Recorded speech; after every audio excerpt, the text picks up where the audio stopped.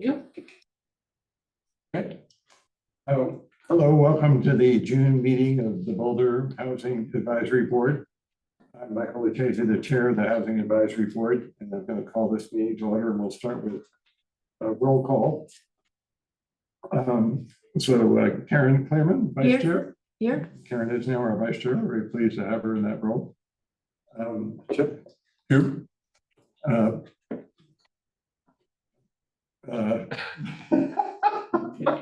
Jay. I must be tired. I don't forget your name. Philip Rivers. Oh my gosh. This is the bad time for this meeting, folks. So it's going to be a good meeting. Michael Lucchese, I'm here. Danny Teodoro. Here, present. Whoa, look at that. Wow. Okay. Literally walking in. Karen How'd Austin. you fall?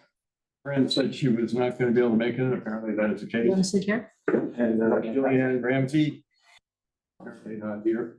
We also have ML Robles, our liaison from the planning board with us. And some guests. I'll do the agenda review for tonight. We'll go over some rules for the meeting and then we'll jump into it. So item one, call to order, we've done. We have a quorum with 5 members present. That review we're doing now, approval of the minutes will be next. After that, we'll have an opportunity for public participation through open comment via Zoom. That's item 4. And item 5 is matters from the board. We're going to have a overview of the city renter protections mechanisms from city staffer Jay Allen. That's an informational item, not for voting. That's item A under 5. 5B is the zoning for affordable housing phase 2 scoping. That's an item for input. And we have our city staffer with us again, Carl Geiler. Good to see you again, Carl. Number 6 is matters from staff. There'll be an update on 1B funding. 1B is the county affordable housing funding mechanism. And Jay Signet, our staff liaison, will pull us on that. We'll go over our summer meeting schedule. Item B under 6. Item 7 is debrief meeting and calendar check, and we'll try to adjourn by 9 p.m. Let's looking for a motion to approve the minutes from May 15th, 2024. Do we have one? So moved. Theodore, you got a second? I'll second. All in favor? Aye. Motion passes 5-0. Which brings us to public participation. Do we have anyone interested in commenting? We have 3 people attending tonight. Right.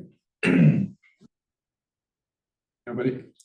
3 people. Oh, 3 people. Okay. Well, Jay, would you mind going over the rules of engagement then? I would be happy to do that. All right.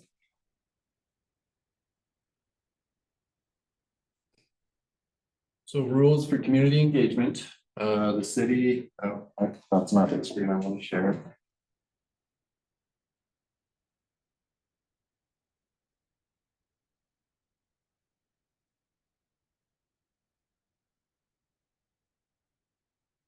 This one.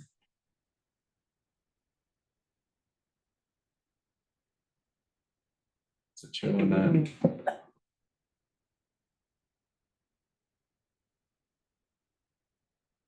What was the I don't know. that's not my screen, that's yours. Okay. Zoom has updated and I haven't figured it out. So public participation at city meetings. So the city has engaged with community members to co-create a vision for a productive and meaningful and inclusive civic conversations. So it supports the physical and emotional safety for community members, staff, and board commission members, and everyone else. I think that.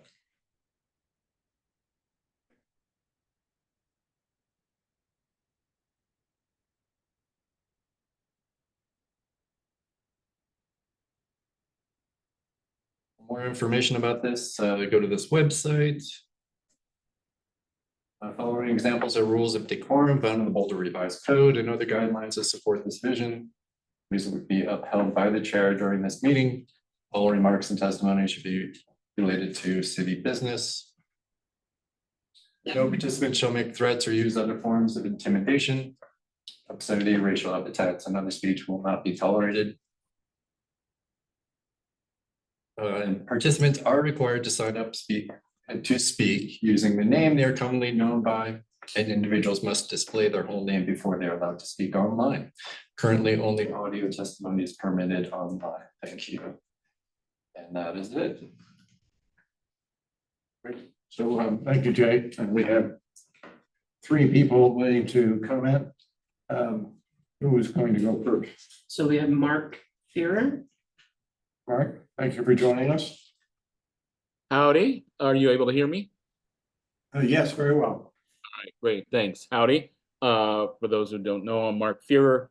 I'm a member of the Tenant Advisory Committee for the City of Boulder, along with being on the Board of Commissioners for Boulder Housing Partners. But I am not speaking in either of those capacities. But I do have a strong interest, obviously, in issues that HAB is always considering. And what I just wanted to say is I am looking very much forward to your discussion on tenant issues tonight. And also I wanted to float an idea of HAB, as probably most of you know in your conversations throughout the community, most people don't know that HAB exists. This is true of the Tenant Advisory Committee and Boulder Housing Partners and most of the committees and commissions and boards of Boulder.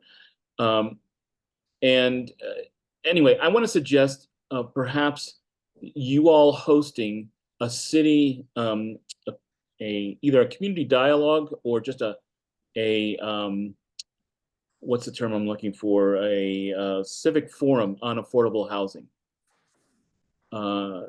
There have been other venues for affordable housing, but usually put on for instance, the board, the Chamber of Commerce, and other professionals in the field. And that's important to have, but it's not too often that the community as a whole gets to chime in on affordable housing issues. So I would just floating the idea of having a town hall. That's the term I was looking for, a town hall on affordable housing. And that's all I wanted to say. Thanks. Well, thank you, Mark. That's a really interesting idea. I have attended a number of forums like that over the years, but maybe it's time. And there was a very good regional forum in January. I think was recorded for all of the Boulder County housing interests. But that's an idea worth revisiting. Any comments from board members on that? I think it's a great suggestion.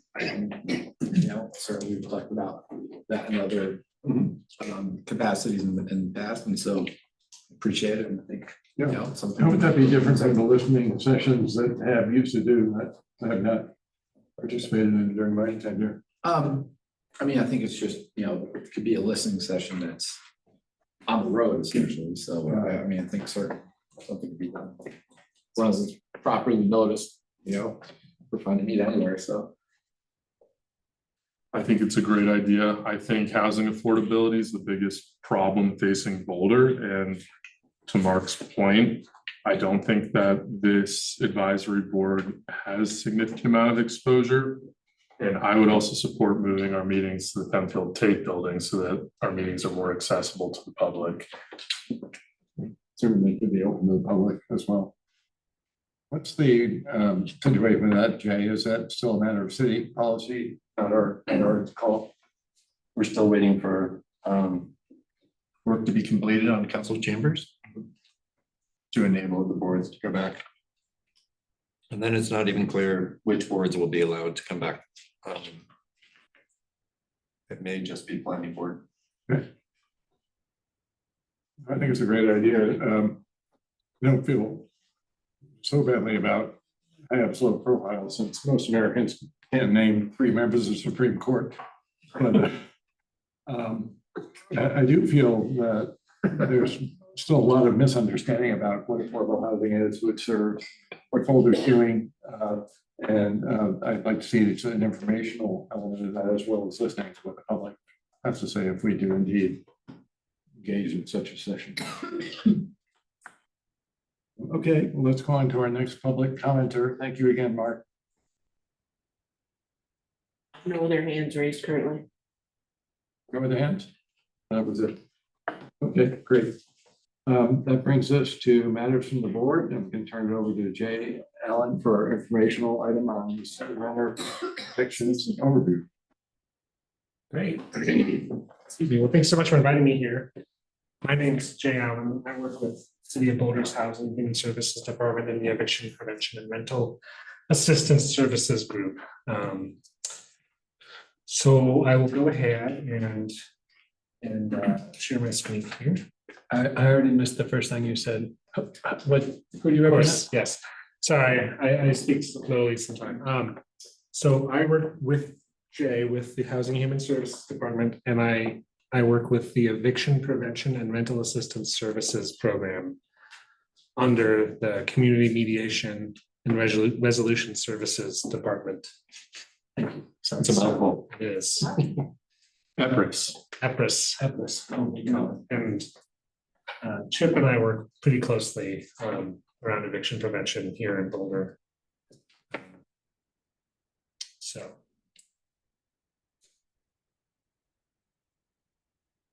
Okay.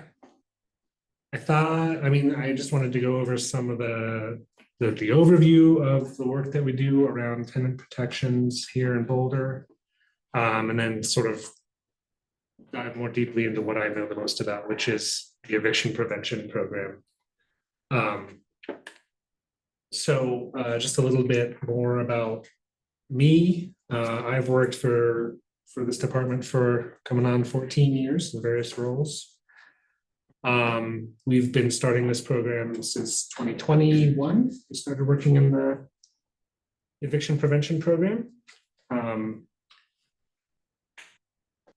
So I thought I'd start with this sort of overview of what I think of as the resources around tenant supports in the community, both within the city of Boulder and then many community partners that we work pretty closely with.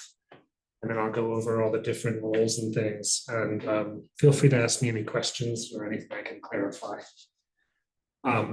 Within the city of Boulder, there's the Eviction Prevention and Rental Assistance Services, or EPRIS program, which is part of the Community Mediation and Resolution Center. We also have the Office of Human Rights, which does some pieces around, defending the rights of people in the community, specifically around discrimination issues. There are also other city groups that would be involved in this work. For example, the Older Adult Services Program does help a lot of people with their rental assistance and things like this. And they have case managers who work with people if they're facing issues with their landlords and their older adults. Also, the the Family Resource Schools program would also be able to help some people with their rental assistance, if that was helpful to stabilize a family. But this is kind of an overview. And obviously, there's a number of other resources here. I'll send this presentation out, and I have links to everything in this presentation. So, but we do a lot around rental assistance, and we do a fair amount around resources as well. Just to start diving in a little bit on the EPRIS program, it was passed by statute in 2020 to the vote. It went to the people to vote on it in the community. And it was passed at the time as no eviction without representation. So the main thrust is really legal resources for people who are facing eviction. It has a tax on rental licenses in the city of Boulder. It's $75 per year per unit for every rental license. Well, not every. Some of the affordable housing would not be, was exempted from paying the fee. When it was passed, excuse me, we brought it into our department and renamed it Eviction Prevention and Rental Assistance Services, which sort of reflects that we had a long-standing mediation program that was doing a lot of eviction prevention in courts prior to this program. And so we kind of wrapped it all together. We have one full-time staff, which is me. We have two part-time staff. And then we work with Bridge to Justice, who we contracted with to help provide legal resources in the city.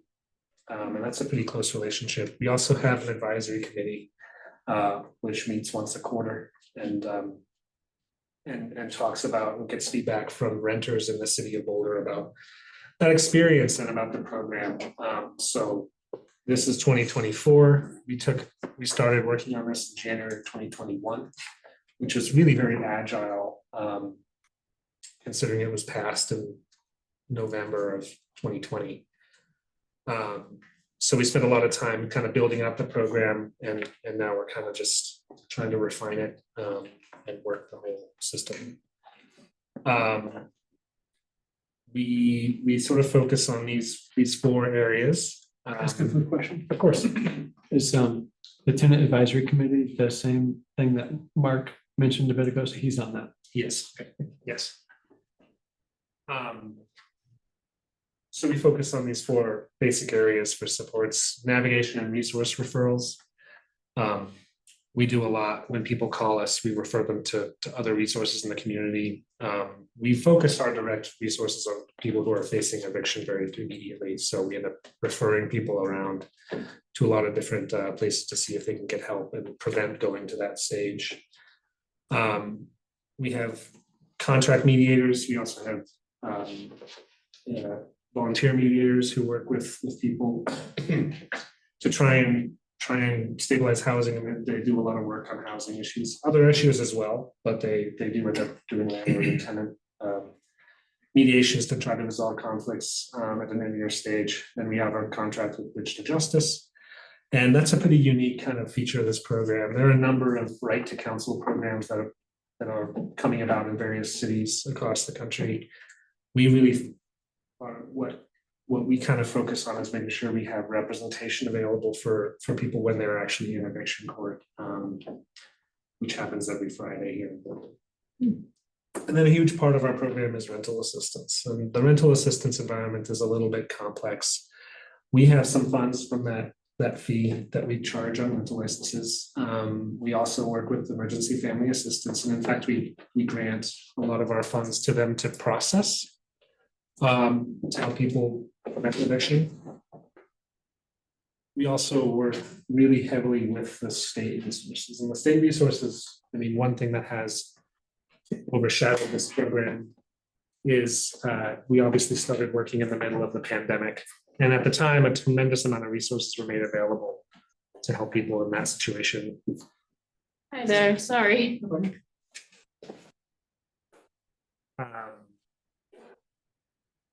So we do a lot around rental assistance and navigate that fairly complex environment. But at the moment, really a lot, I mean, the majority of funds that are going out to help people is really coming through that state program. I have some slides on what we are actually doing there. Just a little bit of numbers for this program.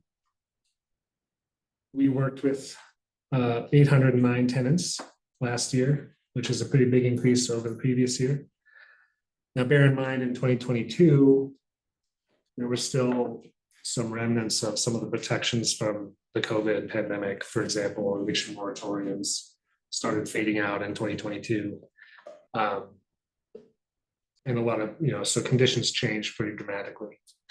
But we have worked, the number of people we worked with really did increase, and it looks like this year is going to increase more above 2023. Again, the majority of people we work with are in the eviction process. Most of them have been there for a year or more. The vast majority of people we work with are in an eviction situation because of non-payment of rent. It's income issues really are a big part of it. Many of the households have children, and people of color are disproportionately represented in eviction proceedings. A little bit more numbers.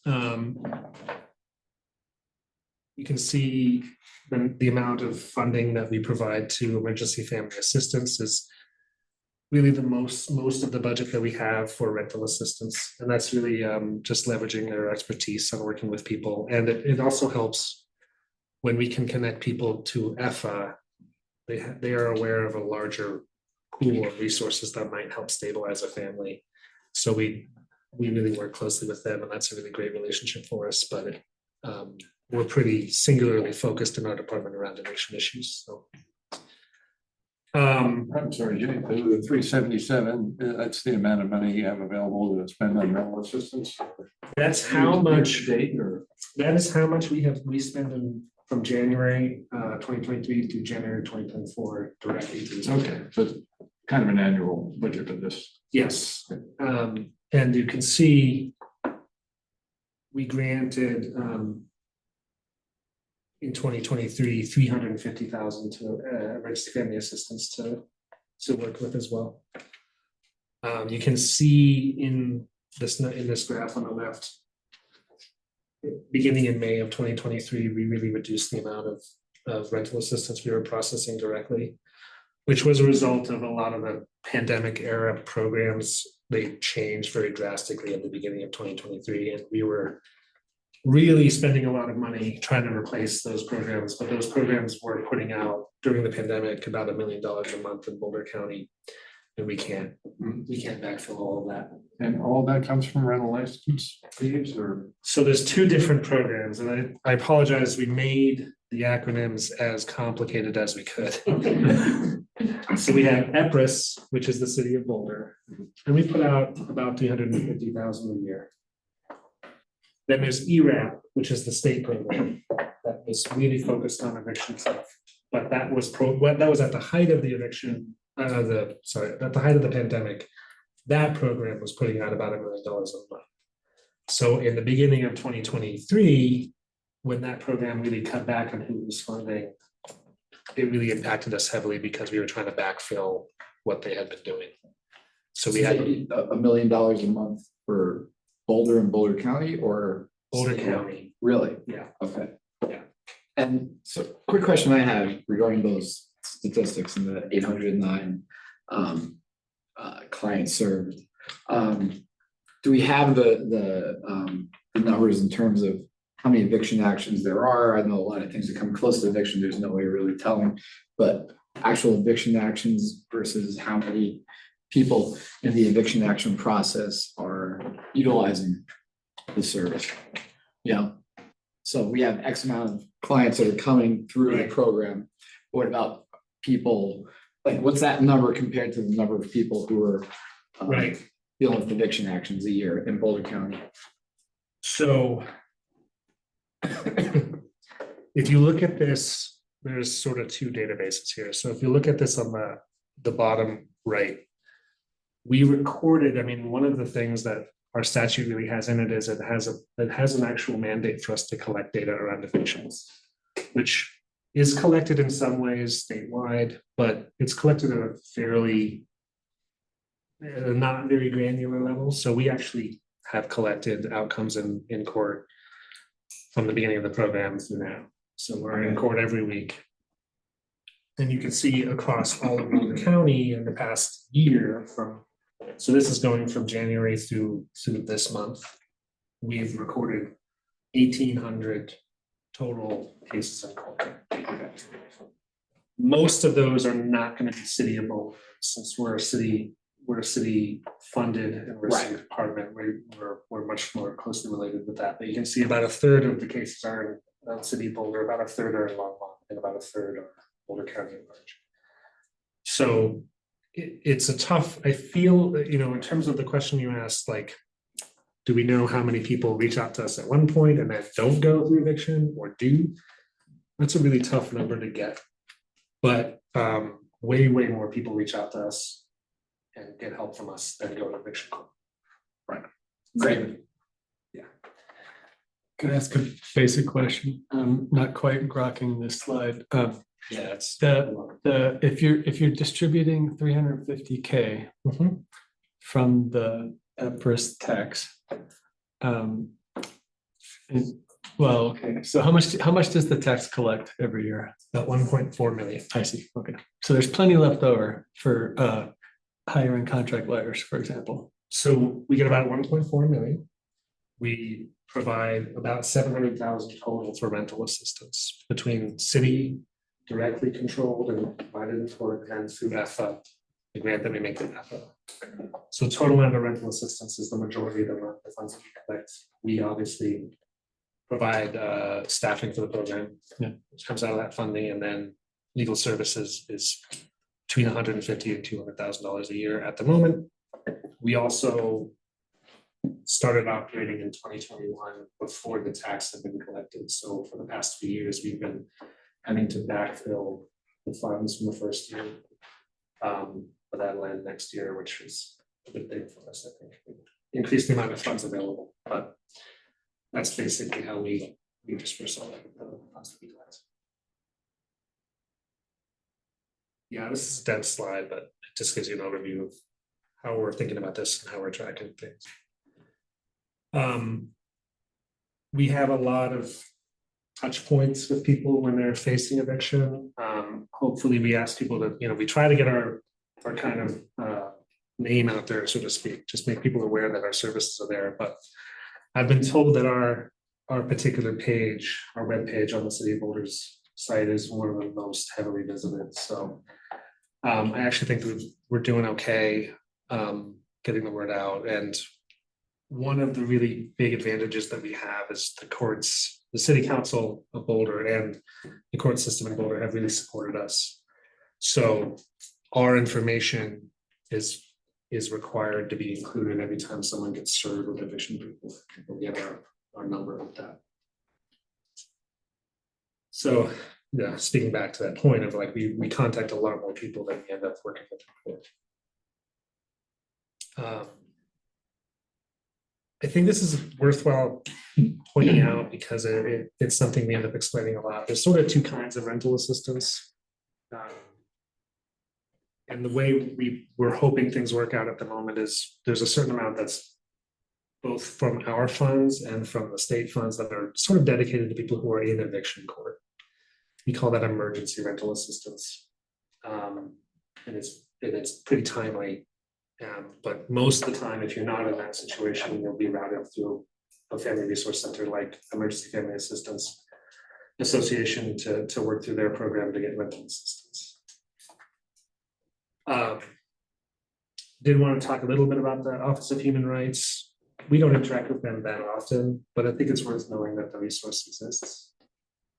So this is specifically around discrimination and fair housing kind of complaints when we have that. The Office of Human Rights does exist as a way to file a complaint. It'll be investigated, and the person who works for that program, we actually that position just changed, and it's somebody who's been working with our program for a long time is now running that program.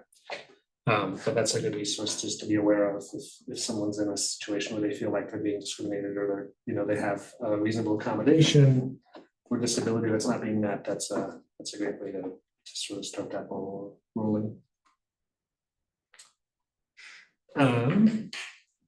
We also have a landlord tenant handbook that we publish with the City of Boulder. It's a pretty good guide for just generally how landlord. There's resources for landlords. There's resources for tenants. It's a pretty handy resource for anybody and looking at renting in the City of Boulder. It is also fairly onerous to update this, and I've mentioned that there's this year in 2024 we've had a lot of changes to housing law that will not be reflected in our current version of this handbook at the moment, but it's still, I think, if anybody's interested in looking at what rights and what resources there are in the community, that's a good place to start. So just a little bit more about the legislative action. Chip is more knowledgeable about this than I, but housing law has changed really drastically. At least that's what I've been told in the past 4 years. What we've heard is that it was fairly stable. I mean, I'm not an attorney, but we've heard it was fairly stable for like 10, 15 years. And then in the past 4 years, we've had changes every year, sometimes fairly drastically. And I think that what we've seen in 2024, I think a lot of places are still kind of reckoning with what those protections, the new protections are from the state legislature. I won't try to go too detailed on any of this. It's a bit above my head, but it is pretty significant. And I think anybody interested in this, it's worth trying to do a deep dive of what these changes are, because it's pretty significant, especially if you're a landlord or if you're a tenant wondering what your rights and responsibilities are under these new kind of changes, because it's the just cause evictions is a pretty significant change. And I think really redefines what evictions are in lease, so. But it actually has been pretty handy, legally speaking, like there's a number of new protections that have come online within the past 4 years that give us a lot to work with. When we do go into court and can usually try to get some outcomes, but most of what we do in court is actually just negotiate positive kind of outcomes for everybody involved. We rarely go to trial. But yeah. I think that's all I had. So any questions? Question. So let's say you provide a couple $1,000s or whatever to help an individual or a family that's in the process of getting evicted because they haven't made rent payments. To what extent does that, or what percentage of that sort of fixes the problem and then they can remain in their unit and keep on going? Or are some of these families coming back multiple times because they just keep needing more assistance? It's a really good question. And the answer is a little bit complicated. I think, just generally in this kind of work, which I've been around, I used to work with older adult services for a long time. There's a certain number of people who rely on these kinds of services to get by. And you end up working with that group of people fairly often. We don't really, I've tried to sort of talk about this. We collect a lot of data. And I don't know that we have the capacity to really analyze it in a really in-depth way. I imagine you could look at the data we have and kind of determine what size of the population is that we work with more than once, and what size is we work with them once and then it goes away. So it'd be kind of just a guess. But I mean, you end up using a lot of your time in cases where someone's having difficulty over a long period of time, just because that's nature. That being said, I think most of the time we work with someone once, and most of the people we work with will only work with once. A lot of our resources will be used for people we work with more than once, but most of the people we work with are not in that kind of situation. Thank you. I have a comment. It seems like if you have a lot of data that needs analyzing, you might pair up with some graduate students at CU. The program that comes to mind is the Boulder Affordable Housing Research Initiative, BARI. Yeah, It seems like that would be a perfect master's thesis, is to spend some time with wrangling that data into submission. yeah, we've definitely thought about it. Okay, it's highly personal data. Yeah. But I think, we needed to we definitely thought about it, but we have some capacity issues, so. Fortunately, this isn't focus on my practice, but I've been around real estate law long enough to see that evictions take many different forms, Yes. manifestations. And so I guess the question is, what I'm really interested in is how, so if we have this process and ever increasingly finite resources, right, which we're all running into, especially post-COVID, federal block grants and everything have kind of chopped down. So the state program gets lower and lower. So how do we go about processing that? I've seen evictions where it's like, you really need to leave, right? You demolish their unit or whatever it is. I've seen evictions where it's kind of predation that's going on, and there's a lot in between and stuff like that. And just interesting to see when we have those resources, like, there's families, and then there's, housing stability for children, et cetera, et cetera. Is there any way that we can kind of take those cases and process it and say, this is where we need to focus our resources and our efforts, et cetera, right? I think I get what you're asking, and one of the big changes that we did make was when in 2023, when the funds from the state really kind of cut down, we really, prior to that, we've been sort of just generally offering rental assistance. Then we had to really focus on people who had an eviction court date coming up. And that really targeted the funds. And it wasn't, I mean, it doesn't. It's tough to do that. A lot of people are going to be left out under that situation. But in terms of like triaging, in terms of who we prefer to work like around like high intensity groups or like families or things like that, at the moment we've not had to really discuss that, which I think is really good. We have not encountered a situation yet where we're out of funds and we can't help. There's still a pretty significant environment of funds that are available. Okay. And our funds are actually not a huge part of that, which is good. Things could always change in really different ways. But we haven't really faced that discussion yet. And so in terms of the legal assistance, is everybody entitled to a lawyer? Because I had something where I helped out a kid who was in trouble, and it amazed me that he didn't qualify for a public defender. Right. Just from family income and his background, his nationality, and they're like, nope, can't have it at all, right? Which was a real shock to me. So I guess, that's another big question, right? A lot of the legal assistance programs have incredibly onerous eligibility requirements, So is everybody getting Not an lawyer? issue for us, however, there's a caveat. So Boulder House, Bridge to Justice has been a really great partner to work with this.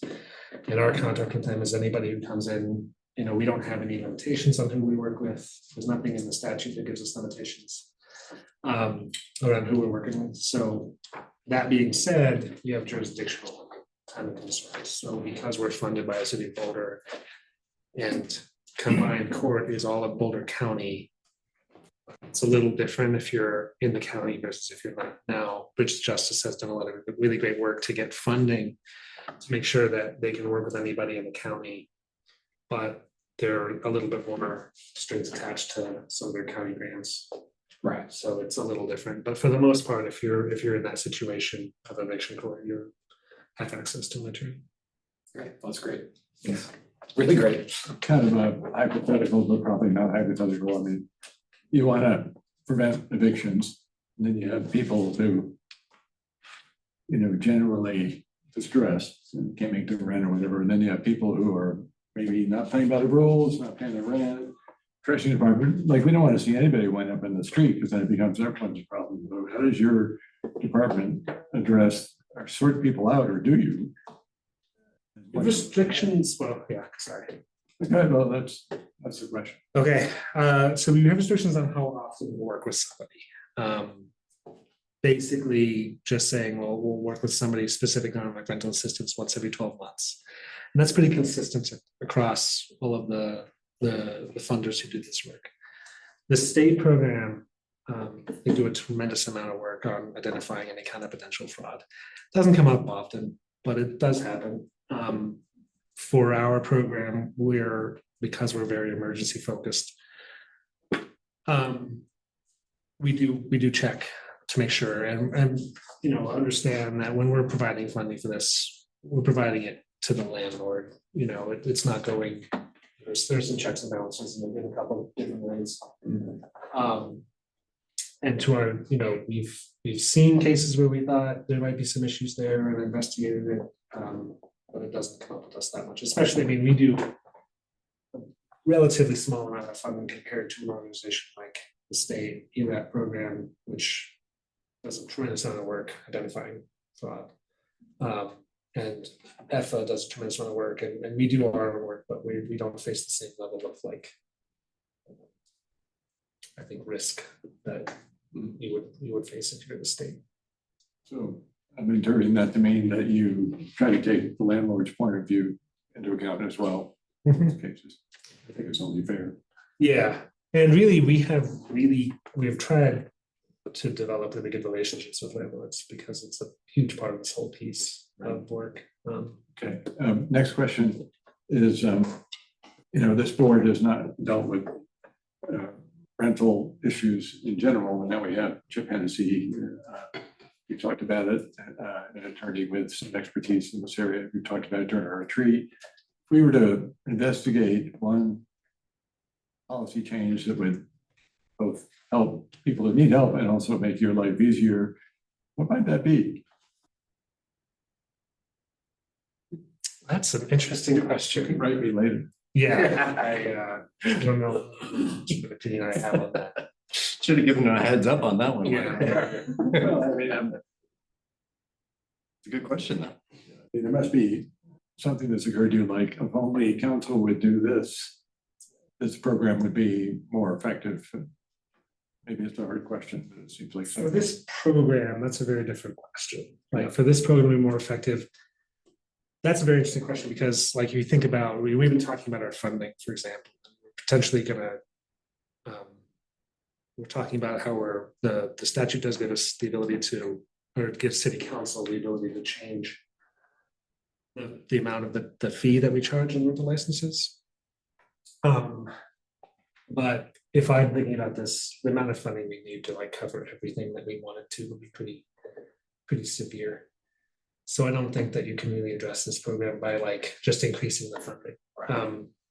At 1,000-foot view, I think a big change I'd like to see is, I mean, one of the big risks that we face with eviction court is if you end up with an eviction on your record, it's permanent. And it's a permanent detriment to your ability to maintain housing.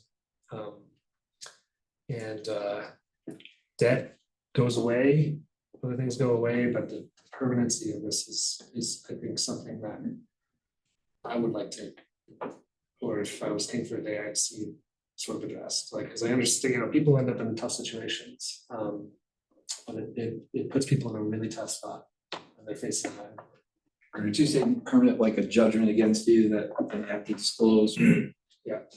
Any sort of financial application, et cetera? It's not criminal, it's specifically just housing and like rental history. Right. But that really impacts people's ability to find housing. Oh, yeah, absolutely. So I can speak to this under state law, and this is a relatively recent new law in Colorado. When an eviction action is filed against a residential tenant in Colorado, by default, the court record is suppressed. And it stays suppressed until the court enters judgment against the tenant. So if you lose your eviction case, then there's a public eviction judgment on your record. But the law does allow the parties to negotiate that it stays suppressed. So a large part of what the attorneys are focused on is negotiating suppression. Okay. To make sure that even if the tenant has to leave their home in the end, there's not a public eviction, and that's often resolved through some sort of stipulation. And that's really, I think, a huge part of the services. One thing I'll keep in mind is when Jay talks about eviction services, from my perspective as an attorney, the only people that me and the other contract attorneys who do this are able to help are the people who show up.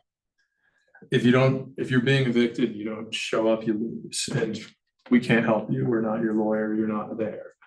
Those people will have public evictions on their record. So, just showing up to court can be a tremendous asset to someone because they can have a lawyer who can help them navigate these suppression issues. They can talk to city staff about funding. From my perspective, there's a lot of people in our community who get a summons and they are terrified to walk into a courthouse for whatever reason. They may be very uneducated about the American legal system. They might think that they're going to end up in jail if they show up in court. People don't go to jail for evictions. But some people have, I think, misimpressions about what it means to come to court. The people who show up to court for an eviction almost always get a better outcome than the people who ignore the summons. And I guess from my perspective, and I think Jay would probably second this, is making sure that people are aware these services are available to them, that can go a long way. And there's only so much you can do. We are fortunate that by local administrative order in the 20th Judicial District, when you evict someone in Boulder County, they have to get a flyer with all the local resources attached to all the other legal papers.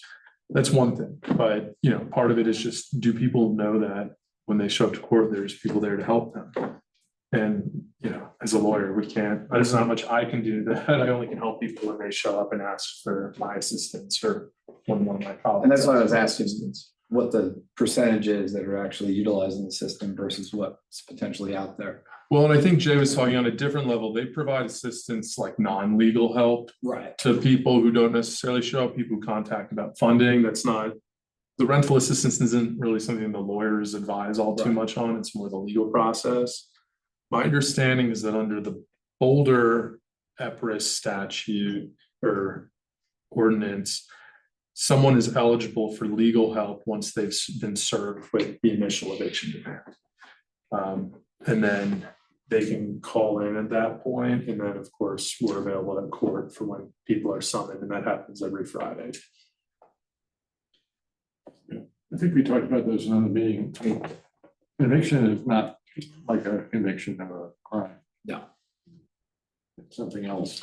It's No, still- and- it's still a blot on your record. It's not like a trophy or something. You don't want it. Right, I mean, by default, the vast majority of court records in the United States are public record. In theory, anyone can go down to the Justice Center and search people's names and see all the civil court cases, divorces, everything. There are a very narrow subset of cases that are suppressed from public record. And in Colorado, evictions are one of them at the onset of the case. If you win your eviction case, I had a trial yesterday and it stays suppressed. If you lose, it becomes public unless you negotiate something with the other side. One last question for Jay Allen is, what's our success rate? Like how many people were evicted over whatever period you wanted to define? To go back to this point, so this is really relevant to this discussion in terms of who shows up in court and what preventing an eviction is. So a couple things, some points to make, like one thing that there was an organization called No Eviction Without Representation that pushed this statute forward. And what they actually started was they canvassed as many people as they could to try to get them into the eviction. And that's actually something we do a lot of. We are aware of the dockets ahead of time and we try to contact everyone to get there.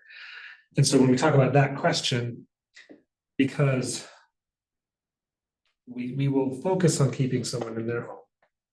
We'll focus on finding a solution that pays off the rent that's owed if that's the major issue. But at the very least, we'll try to make sure there's no eviction on someone's record. And when we talk about that as preventing an eviction, I can count on one hand the number of cases since this program started where someone came to court and ended up with an eviction on their record. I mean, it's a very, very significant difference. That being, so we think, we don't have great numbers, but we think prior to this program existing, 40% or so of people showed up to eviction court. We're down to 50%, we're up to 50% or down to everything I want to go. Like, so we've increased the number because we're trying really hard to reach out to everybody. So, I mean, if we can get you there, we can get a much better outcome than if you're not there. The number, but then after that, the outcomes we've kind of ranked. You can see these orange bars here.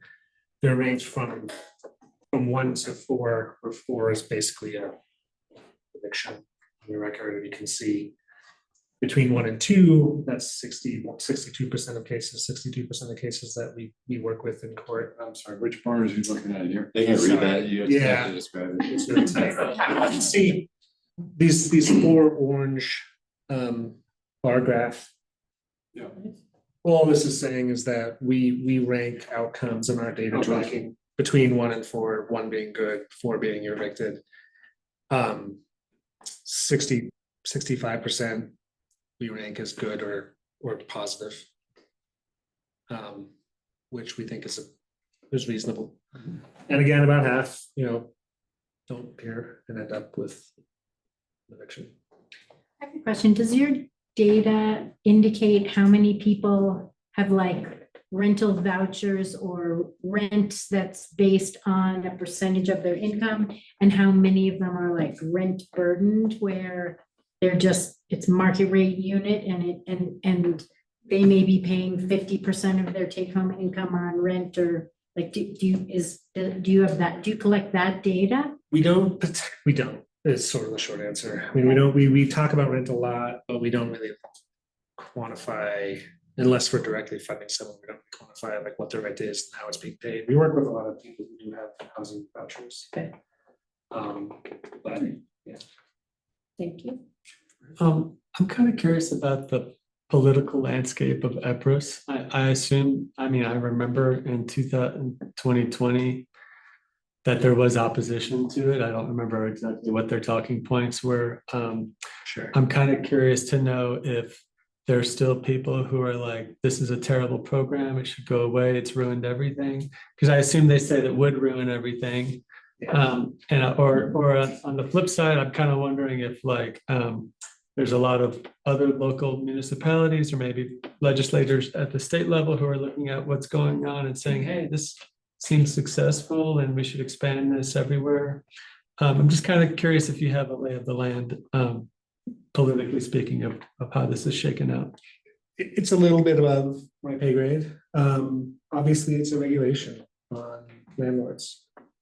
I think it tends to work more toward, I mean, it works to the interests of both sides of this sort of situation, especially around rental assistance.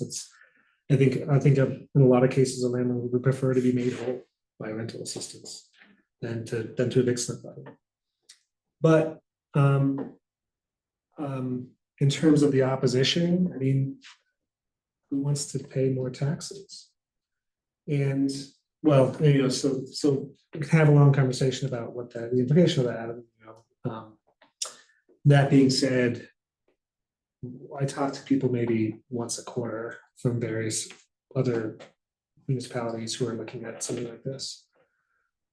Spoke with Broomfield recently. They're looking at something like this. Fort Collins, I've spoken with Santa Monica, Jersey City, New York has a big program like this that they're still, I still think trying to put together. So these programs are kind of all over the country in various ways. And people are definitely, you know, I think we are a pretty clear success story. Especially because we've focused on providing representation for people in court. And that's not that was not an easy thing to do. I mean, to what Chip was saying about like their inability to reach out to people ahead of court. I mean, they have ethical, moral codes, and you know, to not do that, but because we have our program staff like me who can do this stuff, we end up being able to work together to really work with people. So, you know, I think there is a lot of interest in it from various places, but it did go to another similar statute went to vote in Denver in 2022, I think, and failed. How much is the rental license tax $75 per unit per per year? year. That's just the EPROS part. I assume, is there more to the tax, or that's like complete? There is. I don't think there's any other. It's It's just not a tax, it's a fee, It's a fee. right? And I mean, it's directly related to what the fees charged for. Yeah. So just like building permits, I mean, it makes a lot of sense. I mean, it's actually surprisingly low from my perspective. I don't love taxes either, but you know, it's surprisingly low. It's providing the service. And I think what's great to see, and you know, this is still fledgling, you know, it's a few years, but I don't know how much, once you hit that 50% mark, right? Yeah. So a lot of that other 50%, like I was saying, I mean, I've seen all types of evictions, and a lot of the people who are more savvy or have more resources are the kind of people who, you know, can go talk to a lawyer or go talk to their dad's friend or whatever else it may be. And like, I got to dip out of here, you know, before they start coming and taking a look at all the holes in the wall, right? So I think that really, I'm encouraged to see that 50% and some of these trends and the whole notion of providing the education, providing the legal assistance, I think is absolutely important because I've just seen so many times and I hate to admit it, but a lot of the evictions that I did, I was representing landlord, real estate law and like development law, but you wish to see everybody represented because there's a lot of it that's super technical and there's a lot of protections that are in place for tenants that they just don't know about. And I think that public outreach part of it and that education part of it is terrific. If you raise it to $100 or $150 a year, it's still well worth it even for the landlord, because like you said, I can't think of a single landlord that enjoys the eviction process either, right? They just want their rent. So, I think this is great. It's a great start. And, I do lament the fact that there's a spigot drying up, which we know from a lot of programs right now. That's the ebb and flow of program too, I guess, right? Our own state, but the state gets well fed. So, but I just want to commend you. I think, it's not like you have a huge staff there too. I saw that. It's like it's a lot of work. So, thank you. I think one thing that's also important to keep in mind that I think I appreciate about this work, and you can probably relate to this, is just being a lawyer. As lawyers, as litigators, as attorneys who go to court, we deal with things after a problem has already happened. Something has already gone wrong, and our job is to try to resolve it. But after a while, that does set precedent. So in Boulder County, if a landlord is engaged in deceptive practices or they have habitability violations, and it's a big landlord, and they get held accountable once in court with one tenant, that could change how they do things for a lot of people in the future. If they get hit with if they lose an eviction trial and get hit with an attorney fees award or have to pay damages to the tenant, that can change things on the front end, their practices. People learn from when they lose lawsuits. Businesses learn from when they lose or even settle lawsuits.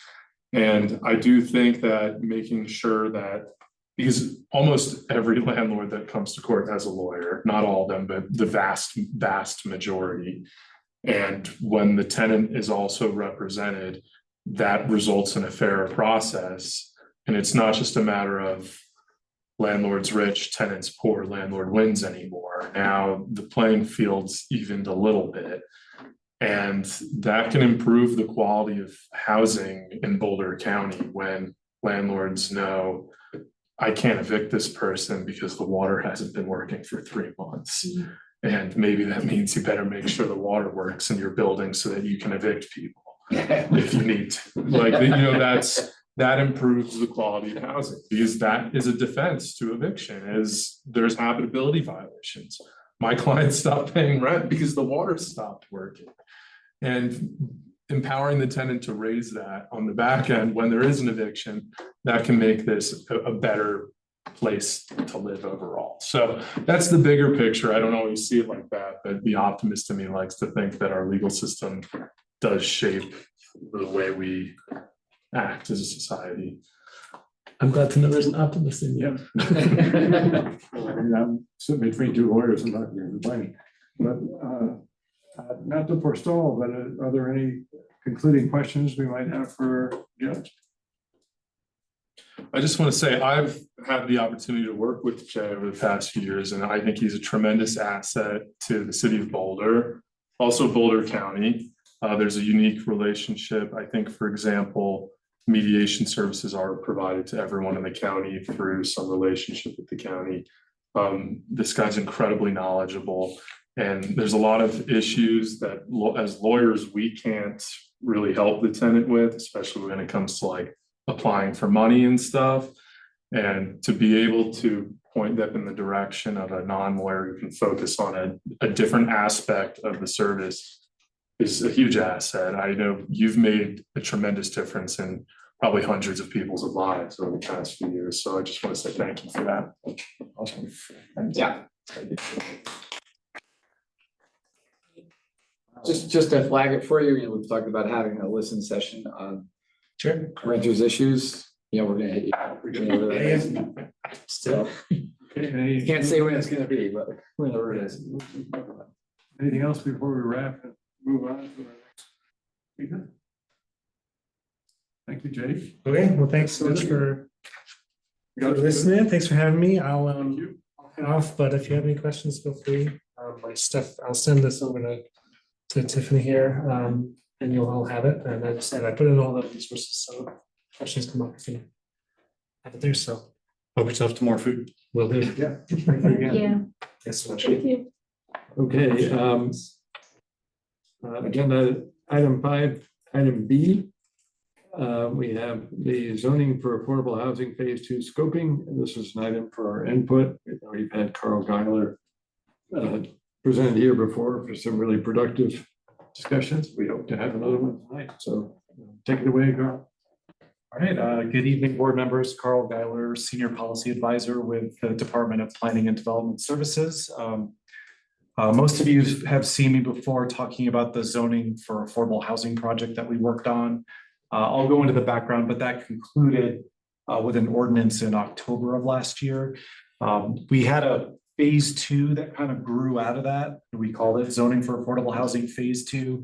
It's evolved into what we're now calling the Vibrant Neighborhoods project at the request of council. This is a new work program item, but it's basically a continuation of that prior project, looking at expanding housing choice in Boulder. So I'll talk more about the things that we're looking at tonight. So this is really just to provide the board with an update and then get your feedback on what we're looking at now. So the questions we have for the board are, does Housing Advisory Board have any questions related to this project? What feedback does the board have regarding the options that City Council has asked us to explore as part of this? Some of my slides are probably pretty familiar to the board, just starting at the high level. The visioning, everything that we do is guided by the Boulder Valley Comprehensive Plan on many different levels. In this case, there's comp plan policies and land use maps that set density that we have to follow as it is in the plan. And that gets implemented through programs, different types of other specific plans, and also through our land use code. So it has to be consistent. So this is our land use map. This is kind of the high level visioning for Boulder based on current land use, but also the land use that we want to see in certain areas that may not be consistent. You can see there's a lot of yellow. That's a lot of our what we call single family neighborhoods of Boulder, the lower density areas. Those have been getting a little bit more attention these days as opportunities for more housing. So we've been looking at that, but we've also been looking at a lot of other different zones that we worked on as part of the zoning for affordable housing projects. And I'll talk about that. Obviously, housing is like a huge issue for Boulder. We have challenges with the rising cost of housing. It's one of the biggest priorities that's in the comp plan, so that informs a lot of our work. The state's also gotten involved with the housing. I haven't really talked to you all since the bills have passed, but we've been closely involved in monitoring what has gone through the state. I can answer some questions on them. I know them pretty well, but there's Proposition 123, which is looking at more streamlined processes for permanently affordable housing. There's the residential growth management bill passed, I think last year. Therefore, we moved forward with an ordinance in February to remove the residential growth management system that we have here in Boulder that restricts the number of housing units per year to meet that law. Recently in May, the prohibiting residential occupancy limits passed at the state level. So we're currently working on an ordinance that would remove our occupancy limits as they are in the zoning code. The state law still says you can impose or continue to use the life and safety demonstrated requirements for occupancy, and we'll continue to do that, but we'll be removing it from our zoning code in coming months. So is this like the definition of a family thing and all? Yeah, you can't use family as a limiter, so it's One person per 200 square feet. yeah, so it has to be done according to what we use now is the International Property Management Code, the IPMC. So that'll continue. There's life safety issues, obviously, But yeah, anything related to familial relationships has to be removed. So it's quite complicated, actually. We have to go through the entire Boulder Revised Code and strip it out of every little place it touches. So we'll be bringing forward an ordinance on that later this year. Accessory dwelling units, you know that we've passed some ordinances to make them more allowable throughout the city. The state passed legislation on ADUs, so we do have to make some tweaks to our code to also align with that.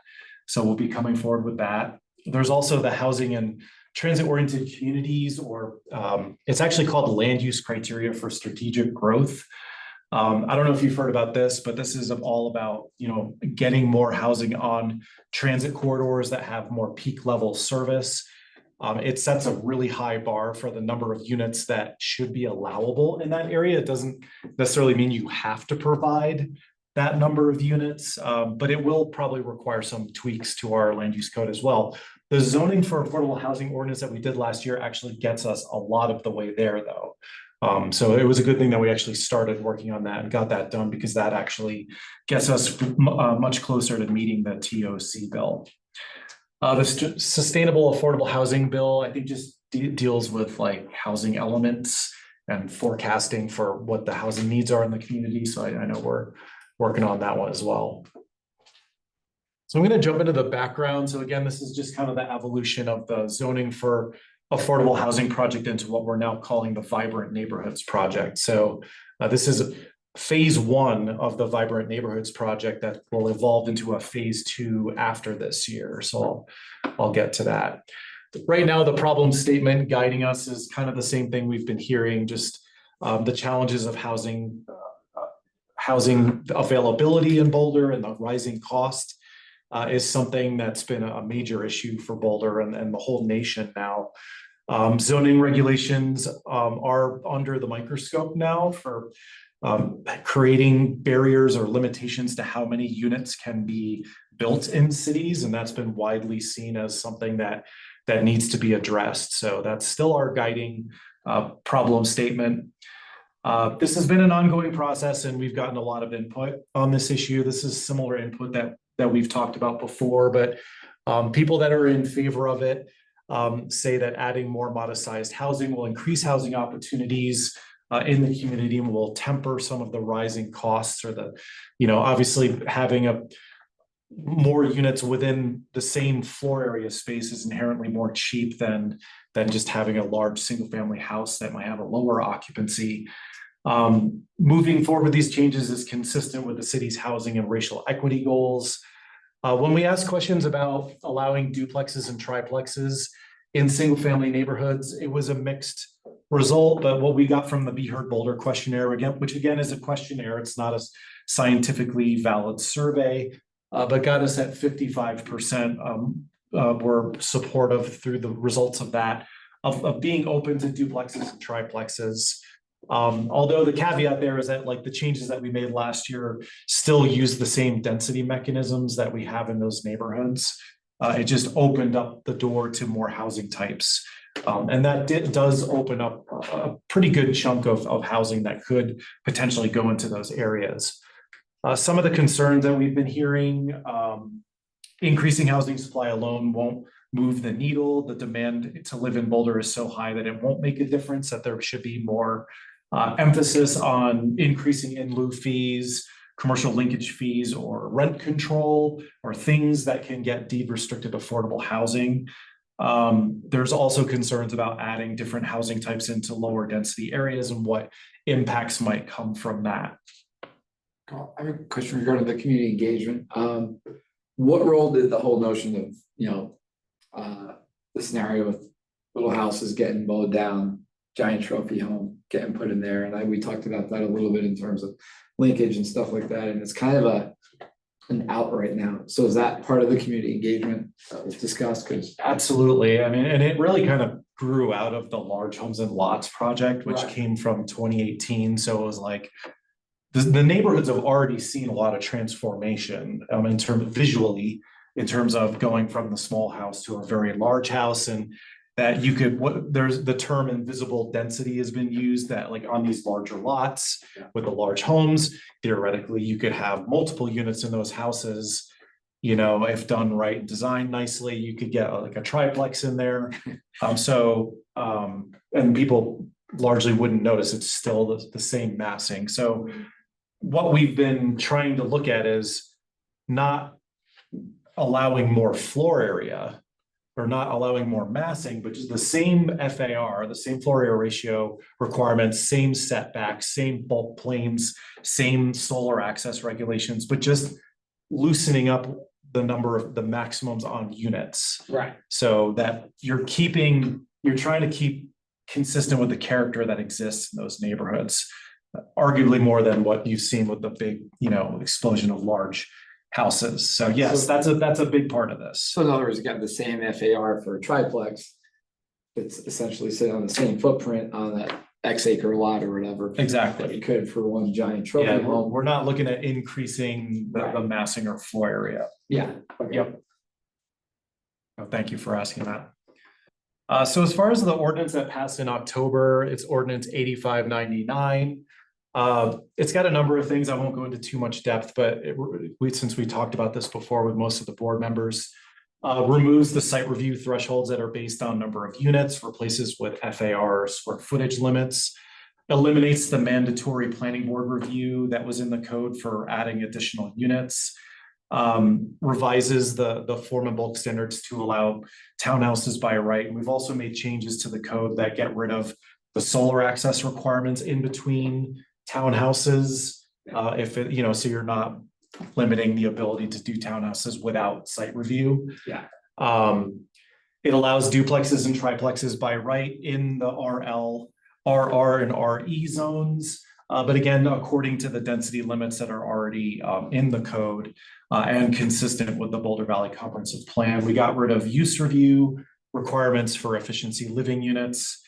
And then in the commercial, industrial, and high density residential areas, we looked at most of those zones and removed the caps. Since the Boulder Valley Comprehensive Plan in those areas doesn't have a density cap, we just put FAR and square footage limits and got rid of that maximum density, so that incentivizes more modest size units. We also made some tweaks to our parking and subdivision regulations to also loosen things up. So Carl, you should add to your list the changes to the inclusionary housing standards that basically didn't penalize someone for having multiple units. It's based on floor area, so that I think happened pretty much in the same timeline. Yeah, so that. And that's what we talked about last year. Yeah. We didn't want to. It was a perverse incentive to build a single family house. Yeah. So what we're going to really focus on tonight are these 7. I'll probably spend more time on 1, 2, 3, and 4, less so on 5, 6, and 7. Since the first 4, the more housing related and density related. These are suggestions that came from City Council when they adopted the prior ordinance. They said, look at these other things, do this as a subsequent phase. This has evolved into the Vibrant Neighborhoods project that we're currently working on. So I'll go into depth on all this and obviously jump in with any questions. I know it can get complicated, but it's basically adding the RMX1 zone to the scope, the RM1 zone, and then taking another look at the low density residential areas to see if there are other opportunities to add more housing. Again, being consistent with the current Boulder Valley Comprehensive Plan. The second phase of this project would go into something that would be implementation of any changes that might come from the next update to the plan relative to housing. So that'll be happening between 2025 and probably 2027, looking at different housing types and allowing them more broadly in the city. I hear a lot of discussion about like mixed density and medium density. What's the aversion in Boulder to just more high density housing? I think what we're focused on is firstly density at a scale that is more comfortable to people, particularly in the single family neighborhood. So not stacked flats, or apartment buildings that are bigger massing or more height. But I think the other part of it is that we're looking at missing middle housing, so that it's a housing type, not a deed restriction. So in the United States, we've largely seen a lot of single-family houses being built and apartments being built, and not a lot in between, you know, as far as like duplexes, quadplexes, townhouses at the lower scales. Like for instance, the current housing inventory in the city, I think, is like 9% middle housing. So I think the focus of this project has really been on that. It's not to say we haven't touched that other piece, because we did in the last iteration of the project with removing those density caps in the business, commercial, and high density residential zones. That does incentivize a lot of the higher density housing. So I think this particular iteration is focusing more on that missing middle. Yeah, I just look at a lot of the like housing projects in Boulder, and it seems to be like the townhouse is like a very favored form of construction. But you know, what about condos, multi-floor condos? You can fit in a lot more housing. And I feel like there's an assumption that the missing middle doesn't want to live in condos or have floors or something. That's for low income people. And I just look at like sustainable growth in Boulder. We don't have that much land here. So if we're gonna continue to increase the housing stock, we need higher density housing. I don't know if townhomes are really gonna get us there. And in turn, like Boulder is always gonna be a desirable place as long as the Flatirons are there, and no one's proposing to build condos in Chautauqua. But I just think like the missing middle for Boulder could very well be condos. And this assumption that we need to build row houses or townhouses, I don't know, it's something I'm curious about. Yeah, and I think another big part of this is that we're trying to do these changes under the current Boulder Valley Comprehensive Plan. So that does have maximum density in it. So every change we've made has been delicately done to fit in with the current plan. We do expect to be kind of opening that up as part of the next update. Is maybe there's other areas where high density or other types of densities would be appropriate, but we're not at that point yet. And I think the other thing too is, so I applaud taking the thoughtful, gradual approach and introducing density. A lot of times when we're talking about townhomes, it's on like in lieu of a single family home on what's already a single family lot. And part of the thing that it's always this delicate balance. And so when you change it, you just have to keep tabs on things like infrastructure, parking, all those things. They are very real. I was just in New York City this weekend. It's very, very real, right? And so I think you know it's a good job to kind of work in that direction, and then have those areas in the master plan where you can kind of pinpoint they have the capacity for higher density, like something more along the lines of condominiums where there's more intensity and stuff like that. So, but as far as part of this goes, I think it's great to say instead of the 9,000 square foot home, and that's probably even small, relatively speaking, but we can have multiple multifamily homes, like something along the lines of townhomes or triplexes or duplexes where it still fits within the fabric of that neighborhood, doesn't tax the infrastructure too hard, but allows for that opportunity. Because once the trophy home's built, it's built. That's part of the reality too. So that's my take on it. I think it's got to be a gradual process. It's a great point, Chip. And we have such a limited palette of housing types. It's like stacked apartments, townhomes, and big single-family houses with then older housing stuff. And I just visited my sister in DC. She lives in a condo full of families. I mean, they have community garden, playground, a swimming pool. It's like half a mile from Metro and walking distance to two grocery stores. And there's a lot of outdoor space. So it's like, why not? It doesn't have to be the single family house or the townhouse model. We need more variety, somehow incentivize that. Can I put a planning board perspective on the table here? Sure. And speaking to your consideration about why aren't we doing condos? And that's a question because condos implies ownership. And the developers aren't interested in building condos because of the liability regulations. And that comes up to our board again and again and again. We're getting luxury rentals and we're not getting means for people to own their housing I in a high know, density. I know HOA, anytime an HOA is involved, the insurance for the builders is high, but is that any different for constructing townhomes? Yeah. Is it, It is is. it a shared It's- wall there's all agreement or these something? Quirky aspects of Sadara and the way that it was laid out where an HOA, so essentially if you have an HOA with a large number of constituents, based on just a few constituents, have litigation on behalf of all the constituents or construction defects and it's gotten a little better in the last few years, but speaking from the development side of it, it completely killed condominium development in the entire state of Colorado for a decade. I just wonder, like, you know, Everywhere. when you're in like that Goss Grove neighborhood near CU, there's a lot of like small, I used to live in one, small condo complexes, like it's a very small condo building with like 8 units.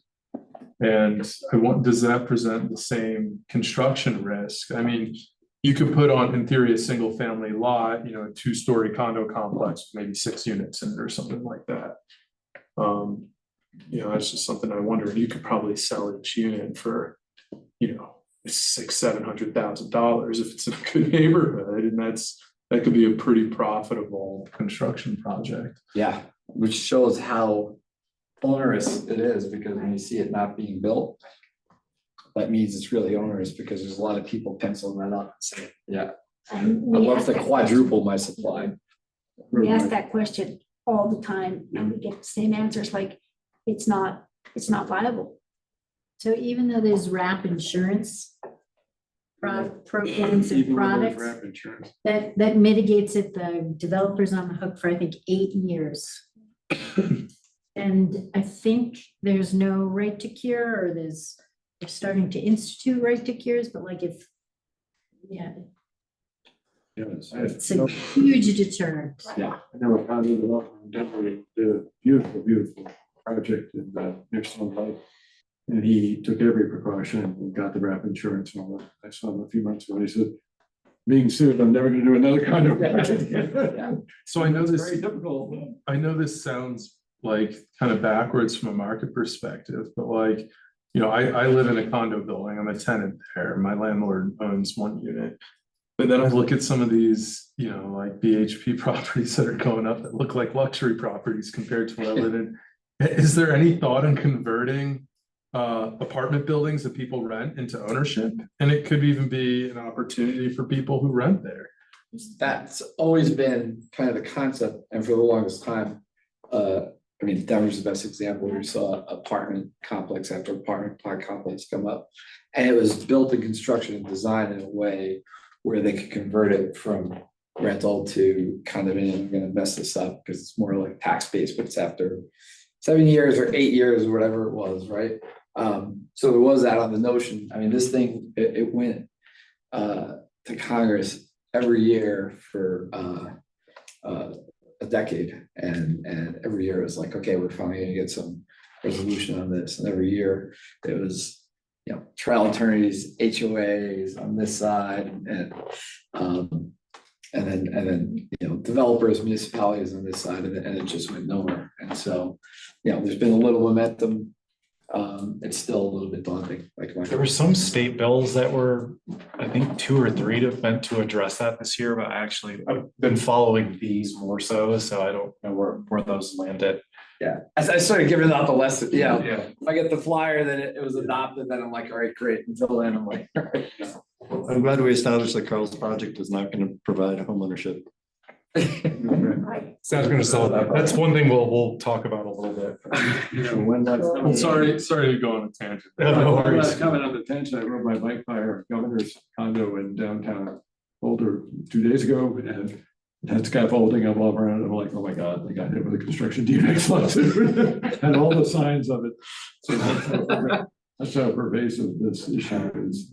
Well, I have a comment to follow up. I'm really glad you brought this up because I kicked off a similar discussion a year or 2 ago when Carl gave the presentation, the update for the last round. And this is kind of depressing for me because the kind of takeaway I got from you was about, well, if in the Boulder Valley Comprehensive Plan, we could just update the the density maps, then a lot of changes could cascade from that, you know.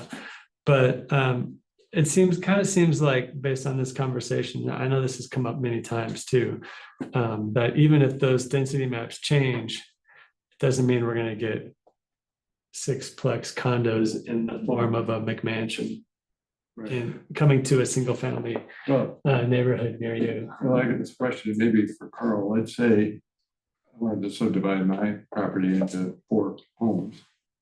And minimize, keep 1, sell 3. Would I be subject to the same kind of exposure as a developer of a big condo building? No, not if it's not. So you can navigate around that if you have a duplex. You can navigate around that if you have mini homes. You can navigate around that even if you have a triplex. There's a lot of things you can do. You know, you can divvy up the parcels so you have less common interest, right? Which is the reason why there's propagation. Duplexes in a lot of places as opposed to condominiums, right? So I think the other issue too is, I call them sort of ambulance chasers, like a bunch of the lawsuits are being instigated by lawyers who want to get enough of the residents to be part of the lawsuit. And so if a condo project is smaller, it sort of flies below the radar of the ambulance chaser, and they're less likely to try and initiate.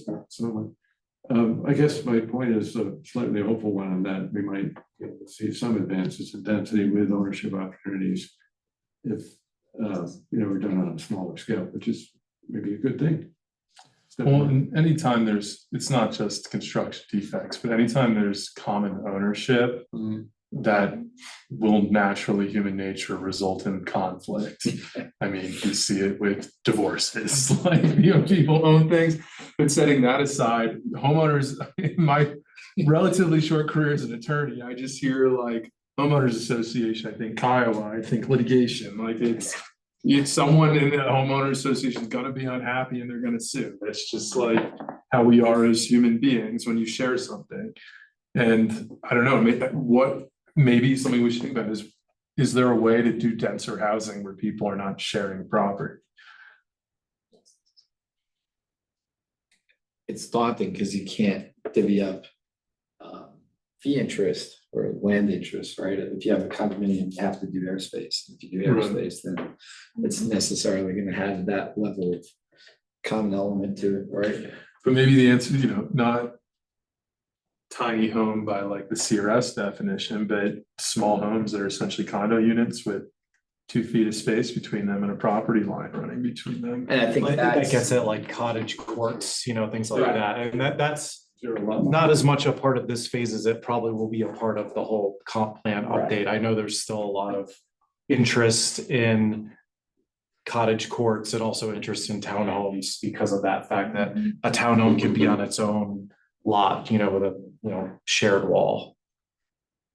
All right, so maybe we're back to townhomes.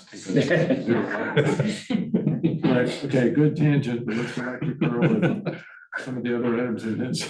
Well, I'll jump into the analysis that we've provided to council and what council directed us after the discussion in April. We'd like to get your input on each of these suggestions, so I'll probably stop after each one to get a sense. But just as a refresher, the way the zoning code works, this is how we determine the allowable number of units in our low density areas of the city. So we have RR zones, which is rural residential. Those areas are actually, per the comp plan, only allow less than 2 dwelling units per acre. So that is a pretty big barrier right there. And then the low density residential areas are like the RE, the RMX and RL zones, which is 2 to 6 dwelling units per acre. RMX allows some medium density up to actually almost 20 dwelling units per acre. I'll talk more about that, but it's all done by just dividing the lot area to determine how many units. So like in RR, you have to have 30,000 square feet of lot area per unit. So for instance, to have a duplex, you'd have to have 60,000 square feet on your property. RL1 has a 7,000 square feet minimum. Those are the minimum lot sizes, but it's also 7,000 square foot of lot area per dwelling unit. So to have a duplex, you have to have 14,000 square feet, right? So that's in the code now. We changed the code to allow duplexes and triplexes, but it's still according to this. RL2 is a little more complicated. It does it by open space per unit, but that's how it's been, calculated for many years. We've taken another look at the Boulder Valley Comprehensive Plan at the request of council. It does have language that talks about density being averaged. It's not as strict in the comp plan as far as the land use code is written. You can have some areas that are higher, some areas are lower, as long as the average stays within that range that's specified in the plan. So we've done some analysis on this, and we've looked at it through the lens of gross versus net density analysis. The way we've been doing it is through the net density. So that leaves out public rights of way, schools, open space that might be zoned RL1, for instance. And we factored all those into the gross density analysis.